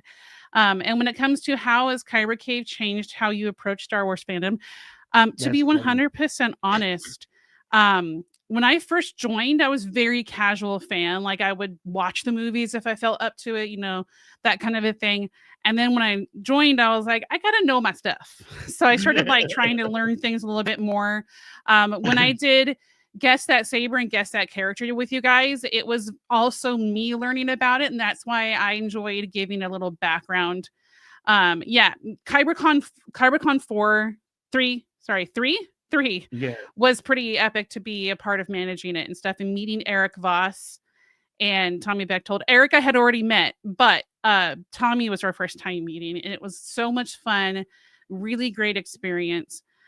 Meeting John D. Michaels as well and having dinner together. And there's Kevin Hogan. I had to sing his name. Anyway, so those are the ones that meant a lot. But when it came to approaching Star Wars, I suddenly have more Star Wars things than I ever had before. Like for Christmas last year, a friend gave me an Ahsoka necklace because she's like my favorite character. One of them, that and Andor. And then this Christmas, a friend gave me a 22-ounce Ahsoka Tano mug for coffee and stuff. So like all my Star Wars stuff is just starting to grow and everything. So you got thrown into that. I think it's funny when that question came up because I started thinking about the guess your lightsabers and the like guess your characters. And I was like, oh my god, like Metz is like deep diving for education. Yeah, because it's like why not teach at the same time? Not everybody has time to really dive deep into something like that's a story behind someone, whether it be Star Wars or any other kind of fandom. And so if they come to watch our show, they get to learn a little bit of something too. I would say for me, like, is there an episode of stream that didn't perform well but meant a lot to you personally? Okay, so I think one of the things that's hard for me is I feel like every single week, like, and it's kind of weird. It's not a bias or anything, but every week we have excellent conversations with people, even if it's people that you may never have heard of. Maybe it's a comic book artist that you never knew existed, or a writer. We've had a ton of cosplayers on this show that do absolutely amazing work. So I think my big where I get personally upset is when we get a video that gets like 200 views, and I was like, man, I don't want the videos out there so that I can get a lot of fame or I can get, but because they were just such cool interviews and getting to hear, like the personal sides of these people's stories and not just the typical interviews that I'm used to. That's why I've enjoyed doing this, is because, like Metza knows from the beginning, I always wanted this to sound like just two people talking over a cup of coffee or over a beer or something. So, to be able to get to talk to these big name celebrities and stars and things like that, and ask them personal questions. Talking to Adasa and finding about how she almost lost her life. Talking to Kathleen Hurley and finding out about the scandals that were happening at Nickelodeon. We've had some amazing conversations, and then we've had conversations with like writers from Cartoon Network and just all over the place. So, yeah, I don't know. That's been my thing. I just wish more people would see it, just for the sake of seeing really good interviews with super cool people. And as far as Star Wars, I was very similar when I started Kyber Cave. I don't know why I'm echoing. I think we're echoing onto Kevin's side. Oh, okay. Hold on real quick. We'll bring you right back up, Kev. Yeah, no worries. When I first started, I liked lightsabers, but I was not like a Star Wars like super nerd. So that sounds so surprising to me. That is like the biggest confession I've ever heard from you. There it is. I have put it out there. No, I had to learn a lot about Star Wars. I just thought lightsabers were cool. I just wanted to beat people up with glow sticks. Pretty simple. Now you've caused so many memories to have occurred. One of my favorite pictures I've ever taken was when I went to the Saber Rattle battle in Sacramento for Star Wars Day. And I got a picture of a kid holding like his first real lightsaber. And it was like one of my favorite little pictures ever. Yeah, there's been a lot of great memories. And I want to say, since he's been sitting here on the side. Yes, please move me off. Another person who has brought in a lot of great memories for the show. Well, hello there, sir. Hey, what's happening, everybody? Hey, man, I want to thank you for all you've done for Saber Battle. You used to do the California Adventure Report and let us know about the different conventions that were happening all over Northern California. That, honestly, that has probably been one of my favorite segments that we've had of the show that I, well, obviously because it was so stress-free because you handled that whole production and I didn't really have to think about it. I could just sit back and watch and enjoy and see, so many people that I knew or even people that I didn't know at all these conventions.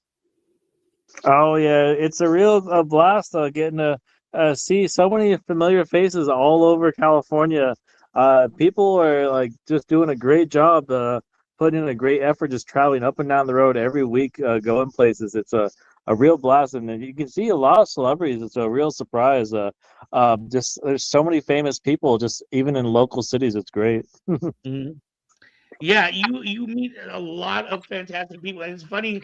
It's funny now because oftentimes I'll watch different random YouTubers videos about conventions they go to, and I'll see like Mau Mau in the background, or like I'll see your head popping out somewhere, and I always know you're there. Exactly.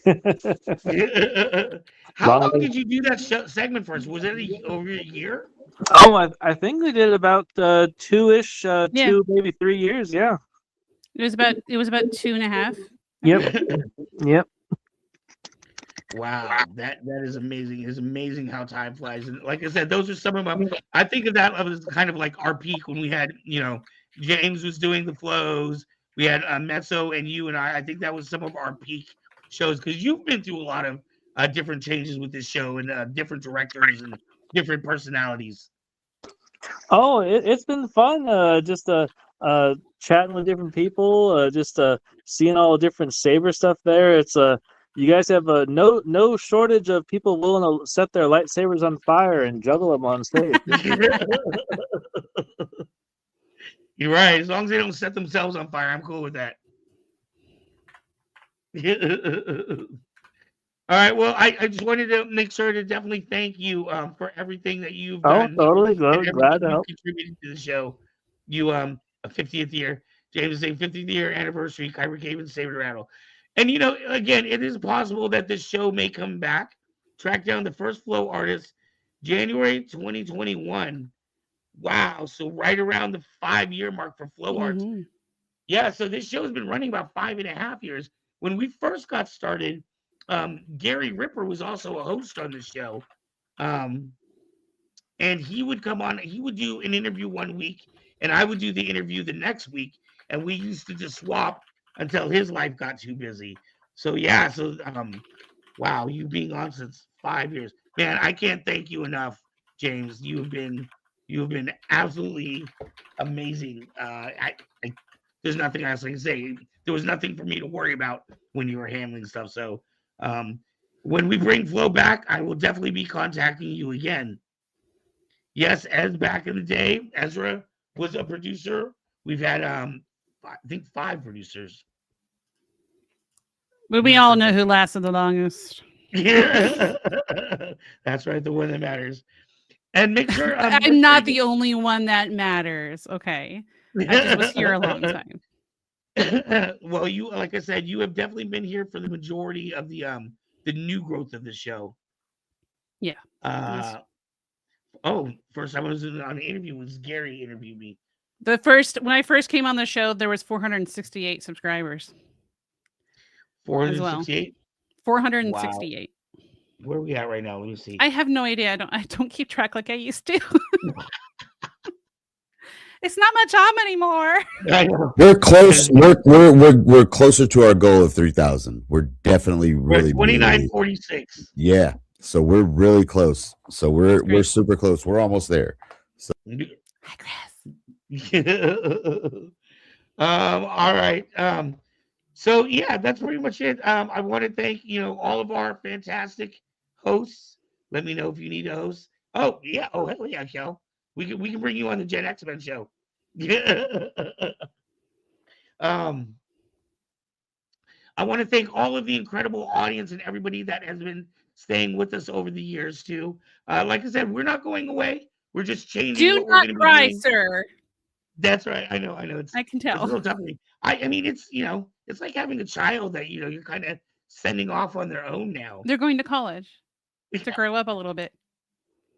Right. So I think that's about it, right? I mean, did anybody else want to say anything else before we close off? Thank you to our viewers. So we're not gonna do the.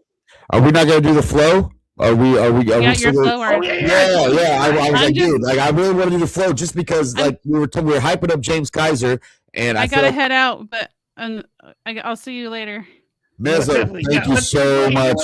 Do the other thing too. We'll just do a 5-minute talk on that other video. Yeah, we got you. I got you. I totally forgot. I got all sentimental and forgot about. I know you did, and that's okay. I'm going. Mezzo, we love I you, love you, and we Mezzo. miss you, and we miss you, and like, please come back at some point, please. I love you. I just had to pop you back on. I'm sorry. All right. Our fantastic float for the show brought to us one last time by the Yes. amazing James Kaiser, aka Darth Cephalus. Myself, oh man, I know. Well, I'll have you back. Our connection is not ending at all. I didn't really know until earlier today.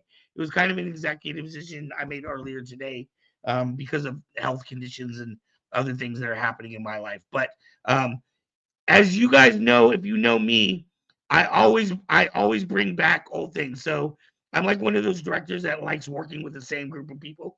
So anyone that you have seen on before is fair game for me to bring on for our new shows. We have 2 new shows that will be starting, one starting next Sunday and the other one that will be starting in February. So make sure to check those out. But for now, let's check out the fantastic last.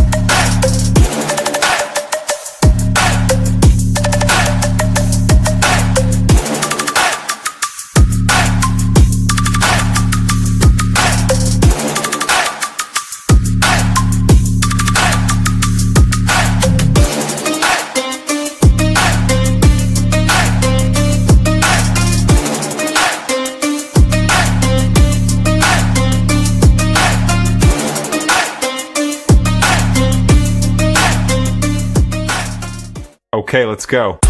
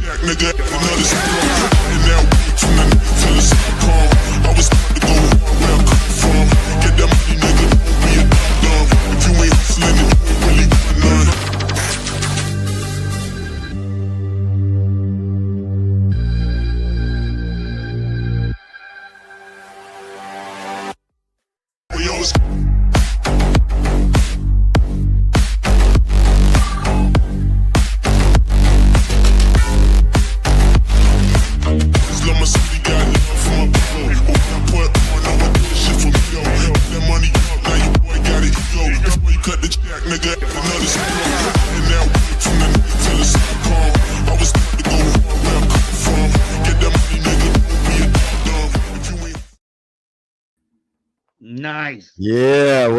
Wow. Thank you, James Kaiser. What a fantastic way to go out. There's some fantastic flow in there. And I've seen some people do some amazing things on this show. I'm happy. I'm very proud to be able to say that we are, and even James has told me we're one of the very few places on the internet where you can see flow on a regular basis. On a regular basis. Yes, sir. So I'm very proud to have been able to be a part of that for so long. And so what did to you have think of that- that? What did you think of that trilogy of awesomeness that James gave us? Because like he gave us stuff even over the holidays, and I was just so stoked. I'm like, dude, I got to compile this into like into one like flow show. It was so cool to be able to do it tonight, like, and just like it was fitting to have all three of those amazing artists. Like that was pretty cool. So it was a great way to go out. So I thank you. So thank you, James.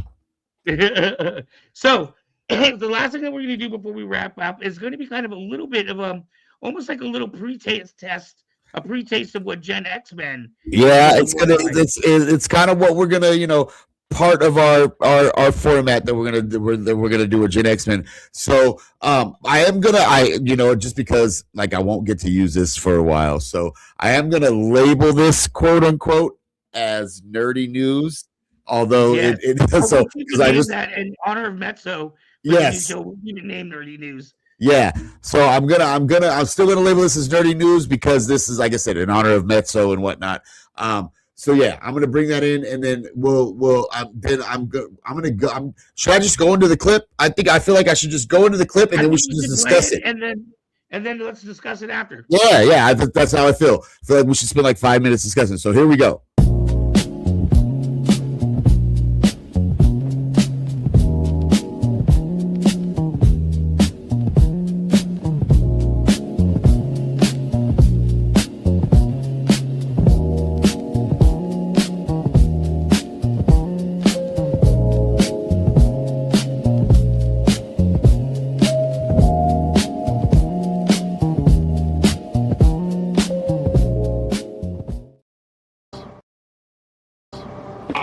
Insist. Yeah, we want to see you eat, Vader. Base on Hoth destroyed. Many rebels dead. Your friend, the rebel pilot, perhaps. Is there a point to this? No, he is alive, isn't he? For now. Do you think you escaped? We let you go. Tracked you here, just as we tracked the rebels. We know where they are. You're bluffing.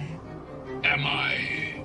Imagine it, the rebellion crushed, your friends dead, the pilot who destroyed the Death Star, dead. We need a whole new movie with the new cast. Of him now. With the original I can cast. sense your fear. We're not afraid of you. No. It's coming. Then perhaps we need a different approach. Oh boy. Take Solo. What? Chewie, quiet. Chewie!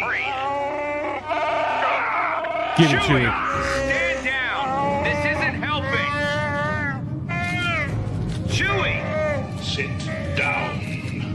Let him down! He'll stop! As you wish. Wow. Are you Dude, alright, pal? Vader force choking Chewbacca. That is Now freaking cool. Take Solo. Where are you taking him? How's that deal working You just out didn't for know you what was now? happening.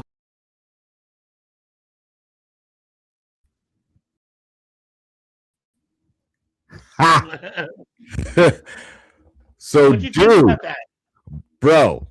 So I had the fortunate I think it's interesting that this came up on the night that we were just talking about this with John. Yeah, no doubt. And that's why I thought it was really, really, really cool to air this. That, ladies and gentlemen, was completely AI. That was all AI, completely AI. And it's scary as beep. Dude, do you remember how long has it been? It's only been what, 3 years since they had that weird Will Smith eating spaghetti thing? Yeah. That was like the beginning of it. That was the start of it, bro. That was it, man. And like, dude, like, okay, I'm not gonna lie. I've created some AI videos, like, on my TikTok and done some, and in the name of fun, not in the name of any, but well, I got a little political with it, but that's for another show. That's for K-Cat After Dark. But I have created some AI, and I think it's cool, but it's a little scary on top of that. Like, I mean, it is like that. Like, of course, again, being around AI, I can tell, I can tell AI. I there's certain tells within the video and whatnot to be able to, like, tell that it's AI. And anybody that's been on TikTok.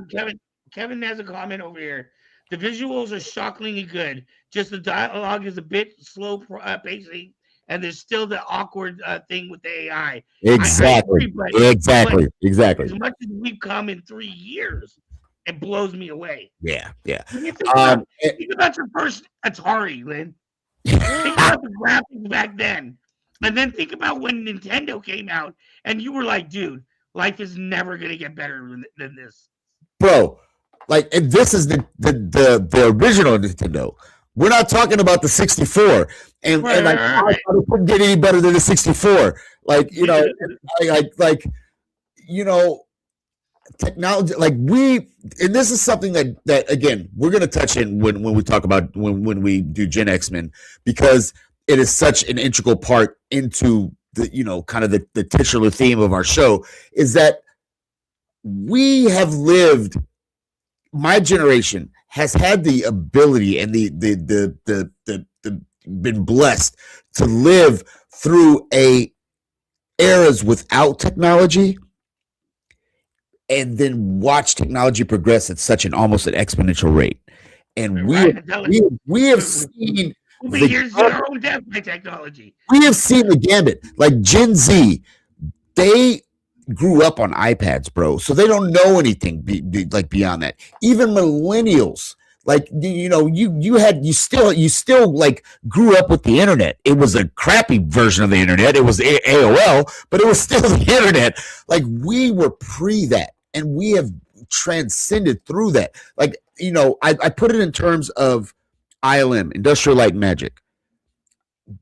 I've watched Industrial Light and Magic go from making amazing groundbreaking special effects with models and fireworks and explosives to just the forefront of digital media. Like, we span that. You and I have spanned that no other generation really can say that. Yeah, okay, the boomers are in it, but they don't understand the crap. I still understand all this cool new AI stuff, but I lived before it. That is why it is amazing. Like our generation is in a very amazing aspect of itself. You think about it on a gambling, in terms of gambling, right? Yeah. Like, if you had to roll the dice, and we just happened to be born in the same time period that George Lucas was alive, like, bro. But we born 200 years ago. Yeah. But we didn't have to experience George pre art school. Like, we got to see his stuff, but we got George in his prime, bro. And then we got to watch him just create an expansive universe and technology, and expand on. So, like, we were at the forefront, but we're still living through some of the great, almost the renaissance of it as well. I feel like, yeah, there's gonna be more to come. Like, I'm gonna die long before that they come out with, before freaking Terminator takes over the world. I won't get to see that. I only got to see that in movies. But hey, I'm living in the prime freaking spot where man can rejoice in his transcendence from. Yeah, dude, I wouldn't have made it in the Old West, dude. I mean, like, God damn it, I need an air conditioner. No, I wouldn't. Where's my 7-Eleven? Where's my icy? Exactly. But the thing is like I said, I don't even know if I'm still a dinosaur when you think even just 20 years down the road, I'm gonna be a freaking dinosaur. I'm not gonna be able to freaking like even fathom what happens 20 years from now. But I honestly feel like the new world order, the new world power, whatever. And we'll talk a lot more about this. Oh yeah, that's a cake ad. Something happened somewhere, Like, look, here's my theory. Why has nothing changed since the 80s? The only movies that we're making are movies that already came out in the 80s. The video games are the same, the toys are the same. The only original movie I've seen in the last couple of years is Everything Everywhere All at Once. Everything Great movie. Else Great fucking movie. Everything else. Great freaking movie. I feel like that's not the only one, but I feel like I feel like it's definitely on a short list. It is definitely on a short list. Still one of the greatest movies I've seen in a long time. One like by far. But there are a few other shows that I would have to say that are definitely shows and movies that I could get in that genre. But again, I feel like that's another topic for another show. We may need to do movie watching on this channel too. You know what? Have you seen RRR? Yeah. I like that. For anyone in the audience who hasn't seen it, long movie. Go take, make sure. Very long, dude. It's like very 3.5 hours. Yeah, very freaking long. Some stuff that you will never see in American movies. Yeah. That's the goal. But again, I don't think the creativity is lost on us. But I do agree with you that the 80s and the early mid 90s were a plethora of just original ideas. And there was just a lot of originality, and those same ideas have just been remixed time and time again since then. So yes, I really feel like there was a very golden age within that lives within the 80s and 90s. But although we're getting message here that Robin thinks that anime is better than Hollywood, which let me help me remember.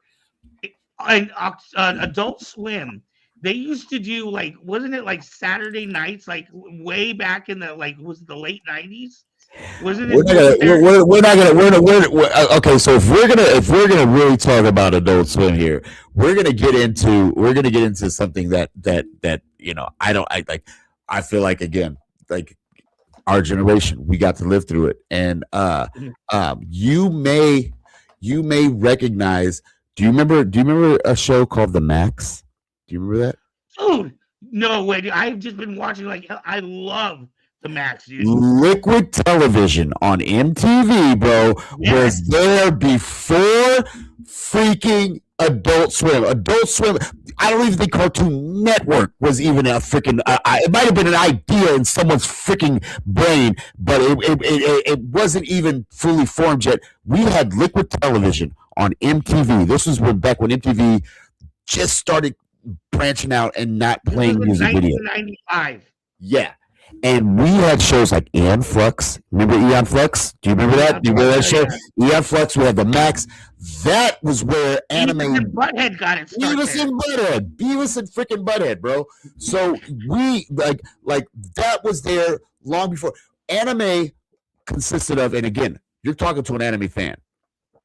Anime consisted of movies that were literally, you had to literally get them from an import store or a Japanese store like Japan. I knew a guy, you know where I got mine from? No dubs. Yeah, I got ours, you would have to literally get VHS tapes of movies like Fist of the North Star and all the Macross series. The only other time we ever got that stuff was when we got it on Voltron.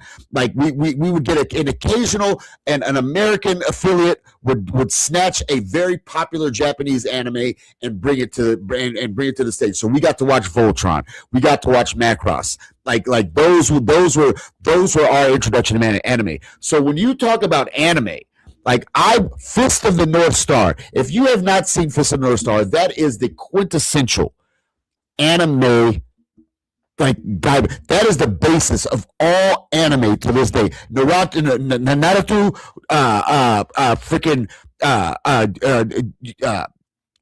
what is it? Freaking Attack on Titan. None of those things would even be remotely conceivable if it wasn't for Fist of the North Star. So if you wanted to anime, again, our generation. That wasn't the Battleship one, was it? No, Fist of the North Star. Oh my God! You know what? They tried to actually Fist of the North Star. They tried to make a live action movie, The Fist of the North Star, and I was very disappointed at that live action. It was almost as bad as it actually was as bad as the live action that they try to make of Dragon Ball Z, which I again like please guys, let's One Piece you did good with. So back to Fist of the North Star. Fist of the North Star was one of the quintessential. It honestly predates Macross. It predates Robotech. So Fist of the North Star, breaking film. You know what? I have to search. I can talk all. Here's what I'm thinking about, and probably Seth will probably have a little more information on this. Do you remember back in the day? I remember my family was. I don't want to say we were one of the first ones, but we were. I was privileged enough to have HBO. Let's just put it that way, right? Yes, you were. But, you know what? I went to your house because I didn't have HBO. Do you I would go to your house. The Japanese cartoons that we would watch, like right when we came off, but it was like they were like the plastic 70s toys where you could launch their fists and launch but they were the cartoons back in the day. I can't remember any of the names or any of the lore. Wait, But I'm they trying were to like think. big robots. You know what? I'm drawing a blank as well. You know what? I've got to work the Google machine. Darn it. But yeah, I think that was the first time I could really remember anime coming into the mainstream was through like HBO, but it was on like you know what I mean, like the short series. Oh, and I want to go back and reference something because I think it's amazing that you said it. You were talking about liquid television, right? Yes. The name Go technically originally comes from an episode on liquid television. I don't remember what the name of the short was, but it was these two guys going in a car and they're like outrunning the law. It was like GTA back in the day, and they ended up exploding the universe. But the only thing that you hear him say is "Go, go, go" the entire show, and the show's the character's name is Rad Boy Go. So back in the day when I used to make my mixtapes, I used the name Rad Boy Go for all my mixtapes, which was the originator of where Go came from. You know what? That is, I've known you for yeah. That's what I was thinking. I was thinking Gigantor too. I've known you for 40 plus years, dude, and I never knew that about where your name originated from. Yeah, I did not know that. Like and like I said again, I was a huge Liquid Television fan. And K-Hog says that there's so many giant robot battles. That's where I'm at, K-Hog. I don't know which giant robots we could be talking about at this point because there were so many. I typically remember it was on HBO because it was. I don't know if maybe it was Showtime. I can't remember. You had all of them. You had all of them, and I had none of them. Tom paid for all of them, and I could not. My parents wouldn't pay for crap, so I never got to watch any of that cool stuff. I always had to come to your house to watch that stuff. So it could have been a plethora of all those. You had Max, you had Cinemax, you had the whole nine. So I thankfully I got to watch all that good stuff at your house. But it's all blending together. I can't figure out who that is, or what show that is, the direct show that you're talking about. A little more research on that. Maybe we'll have to. We'll have to. Yeah. For one of the nights was old school anime. Yeah. We'll have to dedicate a show like a 5 or 10 minute segment. Anyways, and the original idea, we are so far gone from where we started. Yeah. And originally the idea was, what do you feel about the anime and fan created shorts? Exactly. To me, I would love to have seen that on screen. Yeah, no doubt. Of course. It added so much depth. Yeah. To the story. It added brevity to the rest of the story because even the guy, and I want to give a shout out to at Echo Nation for hooking that up. And that was go visit their YouTube channel because they talk about all kind of stuff Star Wars related. So don't forget to go visit their channel because like those guys are awesome and he compiled an awesome video. So shout out to him. But I do have to say he made a very good comment and a very good point that, dude, it added so much brevity to that time. We only got to see the door open, and then we never got to see the conversation. We didn't know what happened between. Like, that was such a cool thing for them to fill in that blank. That, like, you know, and the continuity of it worked. It was cool. Like, and there's other. I felt like because that was a much longer sequence. That whole thing was about 10 minutes. Yeah, I didn't want to do too much because YouTube will cut your air if you go like beyond like for sure. So that's why I kept that short. But I wanted to include that one because I felt like it added a lot more information and gave you, you know, and in itself, it was almost like Rogue One. It was contextual. That was missing that you could just kind of exactly. It was contextual. What I loved is in that scene in Empire, if you look, we end with the door shutting, right? And the next thing is Han getting tortured, right? Yeah, and yeah. Like, why did he torture? And he's like, I have no idea. So now we know, like, what exactly happened between those doors shutting and Han getting tortured. Exactly. We have context to the story. And you know what? Again, I implore you guys, go check out the full video over at Echo Nation on YouTube, because it not only gives context to that aspect of it, but there's the larger video gives context to a lot of freaking scenes that we really didn't know why they happened. We just kind of accepted them as happening because it was part of the story. But it gives like such cool context to it, and shout out to the fan that put that together, because like that it was amazing, dude. Like, I thought that was pretty cool. But again, kind of flirts. Have you seen, and we'll end up here soon. Have you seen the very first? Because for me, it was the first fan-made film that made me think, "Oh crap! Like Lucasfilm is in trouble." You know what I mean? Like, but do you remember seeing the one? It's actually one of the more famous ones. I can't remember, but it was like it was the Obi-Wan and Vader scene that we wanted to see. Yeah. Hard on each other. Yes, that was so freaking cool, dude. And they go freaking ballistic on each other at like almost, again, like it gave context to a scene we only got a snippet from. You know, like in when it comes to the movies. Even though that snippet was enough, it gave way more context, and it was so freaking cool. I think you either sent that to me or I sent that to you. I can't remember, but we sent that to each other at some point. And I remember seeing it, and I thought that was amazing, man. So, right, yeah. So I say that to say that, like, I don't know what the future of art is. I'm very afraid for the people that make their living from their art as a live cartoonist and things like that, because things are being able to be done on an amazing scale so quickly now. They were talking. I was just watching this article about this woman who got scammed, or they tried to scam her on the telephone.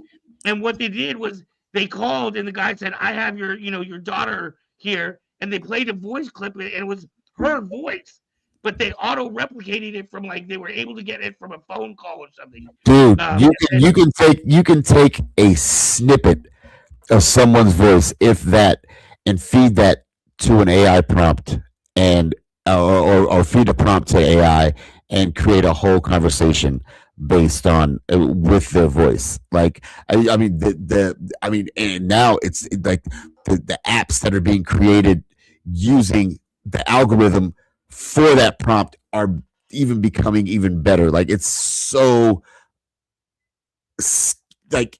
easy, it's scary. And so, like, I mean, it's literally scary. People are like being scammed out of their money because they are in danger. And what it takes is you got to hang up and then call, your person, your daughter, or your husband or wife, or whatever it is. Yeah, if you ever get a message that's what's scary. If you ever get a message like that, you have to waste time and call the person who you're worried about and make sure that person is not, like, that person is okay. Yeah, and not in danger. So, like, that's what's so crazy about it. But, dude, I do want to end it on this note. As far as the show goes, AI is scary, but it's cool as freaking ASF, bro. It is. It's pretty cool. And then I also have to say, dude, this is not it for Saber Rattle. Oh, okay. No, Saber Rattle is not ending. Here's how I feel like. I don't want to. I feel like this version of Saber Rattle has died because I think things have changed. Like the original intent of Saber Rattle has been, although there was the one big joke was I could end the show when I got my interview with Tara Strong, which I got to talk to Greg Snipes. I don't know how close that is. Yeah, Greg Snipes. Anyways, so I just feel like when this comes back, because like, what do you think Saber Rattle is? Like, what is Saber Rattle to you? When you're explaining what this show is to other people, what is it? Well, when I explain Saber Rattle to people, especially people that I have had, come and check out our page, and they may not be able to tune in live, but they watch they watch the show. They've subscribed. I've explained to them that we are a show that just really like nerds out, and gets to talk about nerdy things. But I also let them know that and this is in the name, that it started out being about sabers, and I explained to them about what you do.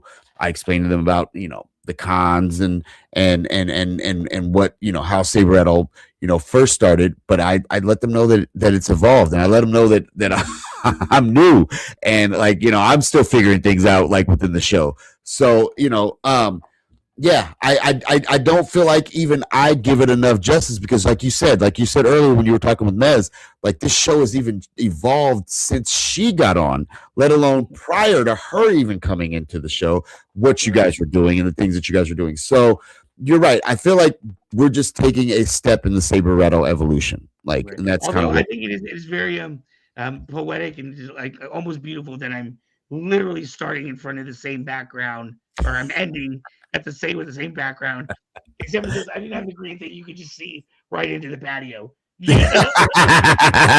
Well, I mean that's a little nostalgia as it is, because I mean I missed that patio. So but hey, we're moving on. Hey, to let our bigger audience know too, what you just watched and us just kind of hanging out and talking about that clip, that is more in line of what our new show is going to be. It's not necessarily going to be an interview show like this show is. And that was honestly one of the stressors with Saber Rattle, was making sure I had somebody every week, especially with things changing and people's lives are very uncertain right now. I'm not even the celebrities. Honestly, I've been surprised. Like, I've been amazed at some of the people we've gotten on this show. Yeah. Like, just in the time that I've been here. Talking to Andy. I know, that's what I'm saying. Just in the time that I've been here, man, like it's been amazing, bro. And so, like, and I don't want people to think just because we even start this new show that we won't have celebrities and guests on. Like that doesn't mean that we won't. Which I think I think that'll even add more to the dynamic, is because you'll never know when a guest is going to pop up on our show. Like that's kind of how I envision the show coming on. So. I feel like we're on for a good ride, and I hope that you guys. We could think about that too. Is instead doing interviews that fit more into the Gen X category. Well, and I feel like we have, like I said, I feel like we have definitely a broader. Soleil and Fry would fit in there. Soleil and Fry will always fit. I don't care what my show could be about baking cookies, and I still want to have Soleil and Fry on. So, if that gives you any inkling into how I feel about Soleil and Fry, so she's welcome no matter what show I'm doing. But yeah, guys, hey, we hope that you guys will still continue to watch us and still continue to tune in. And like I said, we'll still give you some of that good content. Like we're like just because like we're not doing Saber Rattle doesn't mean this guy's not done selling. He's still selling lightsabers. We're still gonna have people like around that are still gonna be involved in flow and saber art and all that kind of good stuff. So we're not throwing that away by any means. So we still want you guys to stick around, and we appreciate you guys. Thank you so much. Thank you. Thank you, guys. So we will see you next Sunday. Same bat time, same bat channel, a little bit of a different bat format. Thank you, Kevin, and thank you for being a part of the shows. Yeah. We honestly, like I said, we would not be where we are now without the work that Not at all. Not at all. So, but yeah, the shows, it'll just be more about talking about older hit nerdy stuff, stuff from the 80s and 90s, more of a nostalgia show. I have another show that I'm looking at doing. I'm probably going to do it as a single show because I want to keep Gen X-Men light and fun. Yeah. I'm really not trying to get like deep and dark and No. We're Gen X-Men is gonna be nice and fun, very lighthearted. Yeah, we're not doing that. But we're gonna also, like I said, we're bringing K-Cad back, KC After Dark. That's where all the dark crap will That's where, like I said, that's where we'll get into. We'll still have some lightheartedness with KCAD, but we'll delve into some more serious things as far as that goes as well. So, dude, I missed you for the last 2 weeks, but it was good to hang out with you, man. Like I wish I could be next to you, but it's always good to see you. And thank you. I know I'm working towards it, brother. Like I have such big visions in my head and like things I that know you do, buddy. want to do, and like I just am trying to put all the puzzle pieces together. They are coming together. It's just not as, I guess I would say, people. It's not as easy for people to envision in their head as it is for me because I've lived it. You know what I mean? Yeah. Oh, I mean, that's what happens when you call me at 3:00 in the morning and let me know certain or text me at 3:00 in the morning. But I love you, man, and you know what? There's nobody else that I'd rather do this with than you, man. So like, and have this journey with you. So thank you, brother. Yeah, as people will learn, people are going to learn a lot about us as individuals and us as like a team. Because whereas Mets is literally, I met her and in 3 days we were working together for the next 3.5 years. Yeah. This guy I've known literally since the 6th grade. Yeah, 6th grade, bro. So, well, I love you, man. It was good to be on the show. I will see you next week, bro. Yeah, we'll talk, brother. I love Happy you. New Year And to everybody. Happy New Year's, everybody. We're signing off.